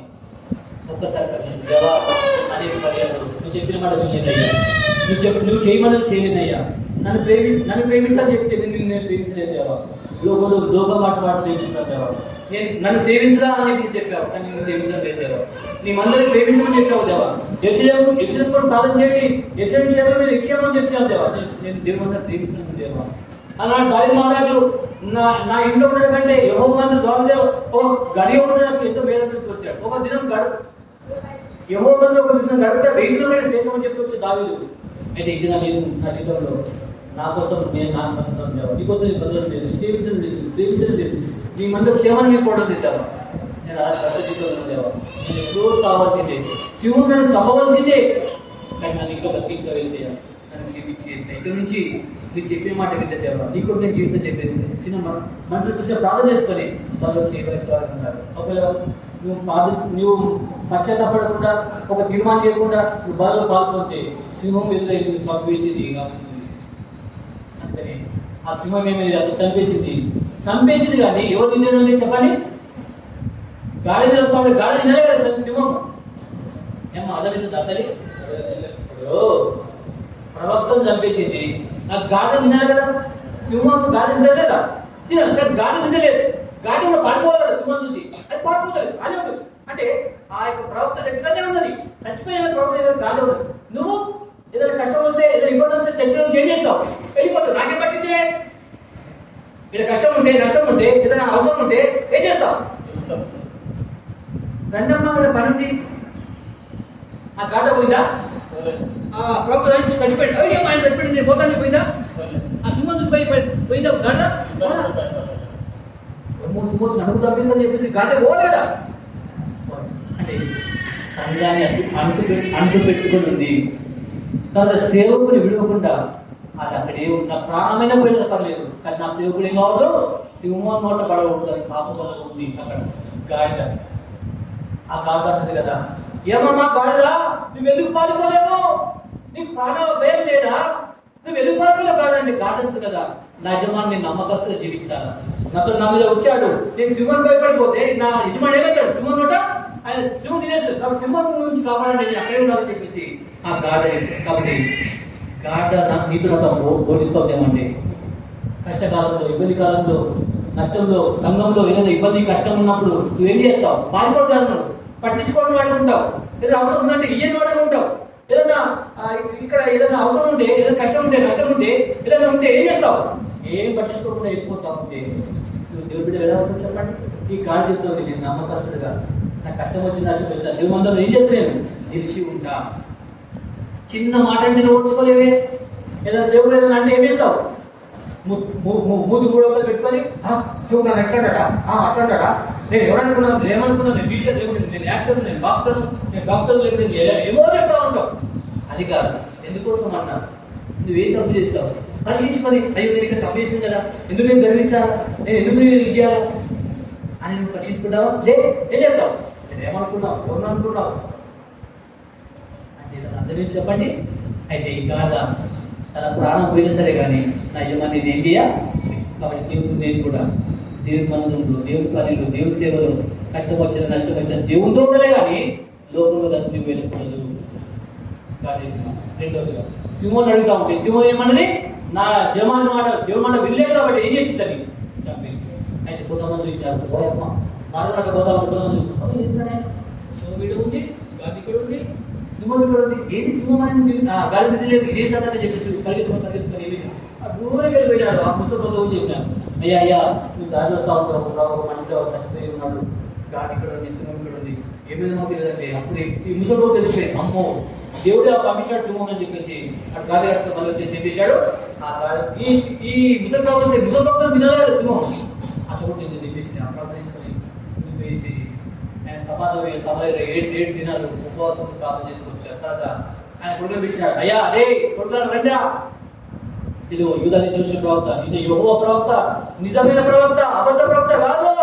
కాబట్టి ఆయన మాట చెప్పిన మాట అయితే జరుగుతుంది. కాబట్టి నేను చచ్చిపోయిన తర్వాత ఆయన సభలోనే ఆయన సమాజంలో పెట్టిన బిడ్డ అని చెప్పి నిజంగా నేను కూడా దేవుడి పరిచయంలో దేవుడి సేవలో ఎన్నో అబద్ధాలు, ఎన్నో ఆటంకాలు, ఎన్నో ఇబ్బందులు, కష్టం ఉన్నప్పుడు నువ్వు తొలిగిపోవద్దు. దేవుడి కోసం, దేవుడి మంది కోసము, దేవుడి పరిచయం కోసం నిల్చుండేవాడుగా నీవు ఉండాలని ఈ గాఢ ఈ సింహం చెప్తాము. నువ్వు ఎన్నిసార్లు దేవుడి మాట వినకుండా ఉంటే, ఎన్నిసార్లు దేవుడి మాట వినకుండా ఉండి జీవిస్తూ వచ్చావు, నువ్వు అన్నిసార్లు తప్పబడాలి. కానీ ఇక్కడ బ్రతికించాడు కారణం ఏంటంటే ఇకనైనా మార్చుకుంటావు, ఇకనైనా నీ బ్రతుకు మార్చుకుంటావు, ఇకనైనా దేవుడు జీవిస్తావని దేవుడు ఏం చేసినట్టు ఏదైనా బ్రతికించి నేను కాపాడుతూ వచ్చావు అనుకుంటే గత కరోనా సమయంలోనే గత దినాల్లోనే నిన్ను కూడా చెదలు తినేసి మట్టి గడిచిపోయేవాళ్ళం. ఇక్కడైనా దేవుడు సేవించాలని, ఇక్కడైనా దేవుడిని ప్రేమించాలని, దేవుడు మందంలో ఉండాలని, దేవుడి ఖర్చు జరిగించాలని ఇది కల్పించాడు. నిన్ను కష్టించుకోవాలి. దేవా నేను అనేక పర్యాలు ఈ మాట వినలేదు, నన్ను క్షమించేసి నిజంగా నేను కావాల్సింది సింహము నన్ను తప్పవలసిందే, కానీ అనేక పర్యాలు బతికించలేదు. ఇక బతికే బతుకు నేను నీకు బ్రతుకుతాను దేవా, నీ మందరి కోసము, నీ సేవ కోసం, నీ పచ్చడి కోసము నేను జీవిస్తాను దేవా. నా బ్రతుకు నీ కోసమే, బ్రతుకుడు క్రీస్తే సావైతే నాకు లాభము అని అన్నాడు ప్రాప్తించినటువంటి అపోస్తలుడు పౌలు చెప్తూ వచ్చాడు. అలా దీన్ని కూడా బ్రతుకుడు క్రీస్తే సావైతే లాభంగా భావించి దేవుడితో సేవించి దేవుడు ఈ 3 విషయాలు చూడండి. అందుకని యోబు గ్రంథము 12వ అధ్యాయం ప్రవక్త మధ్య ఇంకా వచ్చినప్పుడు వేరు విషయాలు ఇంకా విషయం కొనసాగిస్తాము. ఇంకా చాలా ఉన్నాయి విషయాలు. యోబు గ్రంథం 12వ అధ్యాయం ముగిస్తాము. 12వ అధ్యాయము 7వ వచనం అందరూ కలిసి చదువుకుంటారు.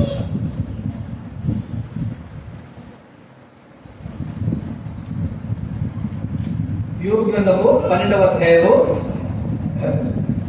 7, 8, 9 వచనం. అయినను మృగములను విచారించుము, అవి నీకు బోధించును, ఆకాశ పక్షులను విచారించుము, అవి నీకు తెలియజేయును, భూమి నుండి ధ్యానించేలా అది నీకు బోధించును, సముద్రంలో చేతులను నీకు దాన్ని వివరించుతాడు. మృగాలను ఏం చూసాను చెప్పండి. మొట్టమొదటిగా ఏం చూసాను చెప్పండి. గాఢ. ఈ గాఢ నోరిలేటెడ్ గాఢవము ఎవరితో మాట్లాడింది చెప్పండి. గుడ్డి ప్రవక్త అనగా దేవుడు సేవకుడు పేరు పెట్టుకున్నాడు, దేవుడు బిడగ పేరు పెట్టుకున్నాడు, విశ్వాసాన్ని పేరు పెట్టుకున్నాడు, నేను పెద్దోని పేరు పెట్టుకున్నాడు. కానీ అతను మనసు దేని మీద చెప్పండి, దేని మీద ఉంది? నీ ఉదయం చేసుకుని చెప్పు, నీ మనసులో నీ ఉదయం దేని మీద రక్షించుకో. బిలాము ప్రవక్తనే, ఒక ప్రవక్తనే లోకానుసారంగా, శరీరానుసారంగా, లోకంలో వాడిని మనసు పెట్టుకొని దేవుడు లేక గుడ్డివాడిగా భ్రష్టుడిగా జీవిస్తూ వచ్చాడు. అలాంటి వ్యక్తిని కన్ను తెలియజేసింది నీ గాడు. కాబట్టి నీ దృష్టి అంతా ఉత్తమైన మీద ఉందా, దేవుని మీద ఉందా, దేవుని సేవ మీద ఉందా, దేవుని పరిచయం మీద ఉందా, దేవుని పరిచయించుకొని ప్రభువులో పాల్గొని. రెండోదిగా ఏం చూసారు చెప్పండి. నోహ ఓడలో 2 పక్షులు ఉన్నాయి. మొదటి పక్షి ఏం చెప్పండి, కాకి. ఏం చేసింది కాకి? యజమాని మర్చిపోయింది, మెరు మర్చిపోయింది, ఉపకారం మర్చిపోయింది. తను పోషించాడు, 45 రోజులు 40 పగలు తిండి పెట్టాడు, నీళ్లు వచ్చాడు, కాపాడుతూ వచ్చాడు, భక్తిస్తూ వచ్చాడు, అందరితో పాటు చచ్చిపోకుండా కాపాడుతూ వచ్చిన వ్యక్తిని అపనమ్మకస్తుడిగా తుచ్చపెట్టింది కూడా ఏమేసింది, ఓడ మొదలు పెట్టింది, దగ్గర మొదలు పెట్టింది, లోపల కలిసిపోయింది. అలా ఉన్నదేమో దీన్ని రక్షించుకొని ప్రభువులో పాల్గొన్నాడు. రెండో పక్షం పావురం. ఓ పావురమా, ఏమిటి అలా బతుకుతున్నాం అంటే అని అంటుంది కదా, నా యజమానుడు నన్ను రక్షించాడు, లోకంతో పాటు నశించకుండా నా యజమానుడు కాపాడు వచ్చాడు, 40 రాత్రి మొదలు నన్ను పోషిస్తూ వచ్చాడు, కాపాడుతూ వచ్చాడు, తిండి పెడుతూ వచ్చాడు, నీళ్ళు పోతూ వచ్చాడు. కాబట్టి నన్ను కొన్నటువంటి నన్ను కాపాడినటువంటి నా యజమానుడిని నమ్మకంతో జీవించాలా అని చెప్పేసి పాపం చెప్పి చేసింది. లోకమంతా జరిగింది కానీ లోకాన్ని ఎక్కడ కూడా కాలకుండా ఎక్కడ కూడా రాకుండా చక్కగా తిరిగి ఒళ్ళకి వచ్చింది పాపం. అలా జీవనం కూడా లోకంలో ఉన్నప్పటికీ లోకంలో ఎక్కడ రాకుండా దేవుని దేవుని సేవ దేవుని పచ్చని దేవుని కొరకు జీవించి దేవుని భక్తులని ఈ పౌరం ఇస్తాము. అంత మాత్రం కాకుండా ఓ పౌరమా నువ్వు ఏం చేసావనంటే నేను నా మిమ్మల్ని నమ్మకమే దాస్తున్నాను. పోయి నేను ఒక సూచన తీసుకుని వచ్చాను. ఏది ఏం సూచన చేసి నా యజమాని మాట విని ఒక ఒలివ మొక్క నోటు తీసుకొని వచ్చింది. అయ్యా ఇది వినాయి నువ్వు అరరాత్రుల పైన ఒక చెట్టు ఉంది చూడు అని చెప్పి తీసుకొచ్చాను. కాబట్టి నేను నా యజమానికి నా దేవుడికి నేను నమ్మకంతో జీవిస్తాను, నా భక్తులు కూడా నా దేవుడి కోసమే అని ఆ పాట తీసుకొచ్చింది. కాబట్టి అలాగే నువ్వు చెప్పగలవా చెప్పి ఉంటే నువ్వు బదులు పాల్గొనవచ్చు. మూడోదిగా ఒక జంతువు, 2 జంతువులు వచ్చినాయి. ఏం చెప్పండి? ఇంకో మూడోదిగా సింహము ఒక ప్రవక్త చేసినట్టే దేవుడి చేత హెచ్చరించబడి నువ్వు పోయి ఆ మాట చెప్పు అంటే దోషంతో ఏం చేసిన ఎవరితో ప్రవక్త పోయినాడు బలిపీఠంతో మాట్లాడుతుంది. బలిపీఠమా యెహోవా మాట వినమా అని చెప్పి ఉన్నది తలపడే చెప్పేసి వచ్చేసాడు. ఆ రాజు పంపించుకొని పట్టుకోండి అన్నట్టే ఆయన చెయ్యి వెళ్ళిపోయింది. అది మళ్ళీ ప్రార్థించి మంచిగా అయిపోయింది. ఆయన ఏం చూసుకోదామని అంటే ఒప్పుకున్నాడా? ఈ రోజుల్లో సేవకుడు కానీ ఈ రోజుల విషయాలు కానీ ఏం చేస్తాడు? డబ్బు కోసము ఎంత దూరమైన పోతాం. అది సేవకుడు ఏం చేస్తాడు? పోయేపో నేను నాకు సర్వించండి లేదు పోతా నీ దగ్గర తినపో నా దేవుడు మాట చెప్పి నా దేవుడు చెప్పి చేస్తా, నా దేవుడు కష్టపడుకుంటా, నా దేవుడు ఏం చేయమని నాకు చేస్తా అని చెప్పి రోషంతో ఏం చేశాడు? ఆయన తిరిగి వెళ్ళిపోతూ వచ్చాడు. రాజు కూడా ఏమని అక్కడ ఒక ముసులు ప్రభుత్వం దొంగ ప్రభుత్వం చెప్పుదామని దొంగ సేవకుడు దొంగ విశ్వాసం చెప్పుదామని పేరేమో పెద్ద పేరు పెట్టుకుని చెప్తాడు, చేసినది లగశేషం చేస్తూ ఉంటాడు. పేరేమో పెద్దది చిన్నదని చేసేది దొంగ. నేను పోలించాను మంచిగా పోలించాను నా గ్రామదేవుడి గుడిసె కూడా ఉండాలి. అలాగా కదా ఈ మనిషి కూడా ఏం చేసినట్టే పేరు పెద్ద పెట్టుకున్నాడు కానీ చేసినది ఏంటని చెప్పండి? ఈ ముసలి ప్రవక్త దొంగ ప్రవక్త అబద్ధ ప్రవక్త అబద్ధం చెప్పాడు. అదే ఎట్లా అని చెప్పేసి గాడి కట్టిపోయి అయ్యా నేను నీలాంటి ప్రవక్తని నా దేవుడితో మాట్లాడి దా మీరు భోజనం పెడతాను దొంగ అబద్ధం చెప్పి ఏం చేసి అతను తన తీసుకొచ్చిన. ఈనాడు కూడా అనేక సంఘాల్లో ఏం చేస్తారు? లేనిపోయి ఇచ్చిన తెచ్చి పచ్చి ఏం చేస్తారు? ఈయన మీద ఈమె మీద ఆమె మాట్లాడి సంఘం చదవతారు. దీన్ని బట్టి అనేక మంది అయిపోతున్నారు, దీన్ని బట్టి అనేక మంది రాలేకపోతున్నారు. నీ మొక్కలు చూస్తారు ఏం రాదు, నీ మందరికి రాదు, నీ మాట సరిగి ఉండదు, నీ చూపు సరిగి ఉండదు, నీ ప్రోజు సరిగి ఉండదు. మళ్ళీ వచ్చి భక్తి చేస్తారు, భక్తి చేస్తాను. ఎవరి పోతుంది ప్రజలు? అయితే అబద్ధ ప్రవృత్తి చేసినాడు, వచ్చేసి రాజు తీసుకుపోయినాడు, భోజనం పెట్టాడు. అతనే మాట్లాడుతున్నాడు, నువ్వు యోగ మాట విలేదు కాబట్టి నిలబడ్డావు కాబట్టి నువ్వు చచ్చిపోతావు అన్నాడు. ఆయన రాజపోతా ఎదురుగా అడిగి ఏమొచ్చింది? సింహం వచ్చేసి ఒక్క దెబ్బ తేవేసింది, గొంతు బట్టి చంపేది. చంపేసి తీసుకొని వెళ్ళిపోతుంది అడిగిలోకి. ఆయన చంపింది గాడిని చంపొచ్చు కదా, ఎందుకంటే గాడి ఎలాంటిది చెప్పండి? కష్టంలో నష్టంలో భయంలో ఉన్నప్పటికీ దేవుని మంద వదిలిపెట్టలేదు, దేవుని సేవ వదిలిపెట్టలేదు. తన యజమాని చనిపోయినటువంటి యజమాని ఎవరు? ప్రవక్త. ఆ ప్రవక్త విడిచిపెట్టిపోలే. ఈనాడు సేవకు విడిచిపెడతావు, పచ్చడి విడిచిపెడతావు, బైబిల్ విడిచిపెడతావు, భక్తి విడిచిపెడతావు, లోకంలో ఉపదేశం చేసుకుంటూ పోతుంటావు. మళ్ళీ ఎవరి నామే చెప్పు, నీకు బతికేందుకు? బతికే కొద్ది కాలం సరే దేవుడి కోసం ఏం చేయాలి? దోషం కలిగి జీవించాలి. అందుకొరిగిన గాడ్య యజమానుడు ఒకరి సింహం తీసుకుంటుంది, మరి అక్కడ ఖాళీ ఉంది. కష్టం వస్తే నష్టం వస్తే నా గంభీర భయంతో పడిపోవచ్చు. కానీ దేవుని సంఘాన్ని వదిలిపెట్టు, దేవుని సేవ వదిలిపెట్టి, దేవుని మందని వదిలిపెట్టకుండా ఆ గాథలు ఉండిపోతుంది. కాబట్టి ఈ విషయాలు నువ్వు నేను ఎన్నిసార్లు దేవుని మాట వినకుండా దగ్గర పడి వచ్చాము. నేను చచ్చిపోవచ్చింది అసలు యాక్చువల్గా. కానీ దేవుడికి బతికించండి. నీవు ఇక్కడైనా మారుతావేమో, ఇక్కడైనా మనసు మార్చుకొని ఆయన సేవ చేస్తామని, ఆయన నువ్వు సేవిస్తామని, ఆయన మందిరంలో ఆయన పచ్చడి చేస్తామని నీకు బతికించుకొచ్చాడు. నీ కోసం నువ్వు బతకడం కాదు, అది గొప్పరికం కాదు. దేవుని కోసం బతికేదే గొప్పరికం. నా మట్టుకైతే బ్రతుకుట క్రీస్తే, చావైతే నాకు లాభము. కాబట్టి ఆ మాట చెప్పగలవా? బ్రతుకుంటే ఎక్కువ కాలము దేవుని సేవిస్తూ, దేవుని మందరిని ప్రేమిస్తూ, దేవుని వాక్యం ప్రేమిస్తూ, దేవుని ప్రజలు ప్రేమిస్తూ, దేవుని ప్రజలు జీవిస్తే నీకు పర్వత రాజ్యంలో ఎన్నో బహుమతులు, ఎన్నో రాజగృహాలను కనపడుతూ ఉంటాయి. అందుకని నేను స్థలంలో మీరుండాలన్నా మరలా వచ్చి మిమ్మల్ని ఏం చేస్తా? తీసుకొని పోతాను. కాబట్టి ఆయన వచ్చినప్పుడు నిందారహితంగా, నిర్దోషిగా ఆయన చెప్పిన మాట మీకు ఆయన చెప్పింది చేస్తూ బలా మంచి నమ్మకం దాసులు ఉంటున్నావా? ఎత్తబడే సంఘంలో ఉంటున్నావా? బుద్ధిగా కనిగా ఉంటున్నావా? బుద్ధిని కనిగా ఉంటున్నావా? నీకు పరీక్షించుకొని బలం పాల్గొన్నావా? ఒకవేళ అనాలోచితంగా అత్యాప్తంగా పాల్గొంటే శాపంలో ఉంటున్నావు. నీ బతికిలా ఉంది, నీ ఇంటి దగ్గర ఉంది, నీ ఇంటి దగ్గర, నీ పొలువు దగ్గర, నీ పొలువులో, నీ గట్టి దగ్గర, నీ విపురవాళ్ళ మధ్య, నీ కులస్తుల మధ్య, నీ ఫ్రెండ్స్ మధ్య నీ సాక్ష్యం ఉందా? సాక్ష్యం దగ్గర ఉంది, బలం పాల్గొంది, శాపంలో అనుకుని ఆయన దుర్గం విచారించుకోండి, పోలీసులు ఆకాశం విచారించిన వారికి తెలియజేస్తాయని చెప్తాను. కాబట్టి పౌరవాడితో మాట్లాడుతూ ఉంది, కాకిమంతో మాట్లాడుతూ ఉంది, గాఢమంతో మాట్లాడుతూ ఉంది, సింహమంతో మాట్లాడుతూ ఉంది. ఈ మాట నీకు అర్థమైంది. ఒక్క నిమిషం మోకరించి అందరూ మోకరిస్తాం. ఒక్క నిమిషం మనం పరిశీలించుకుంటావా? నన్ను క్షమించేసి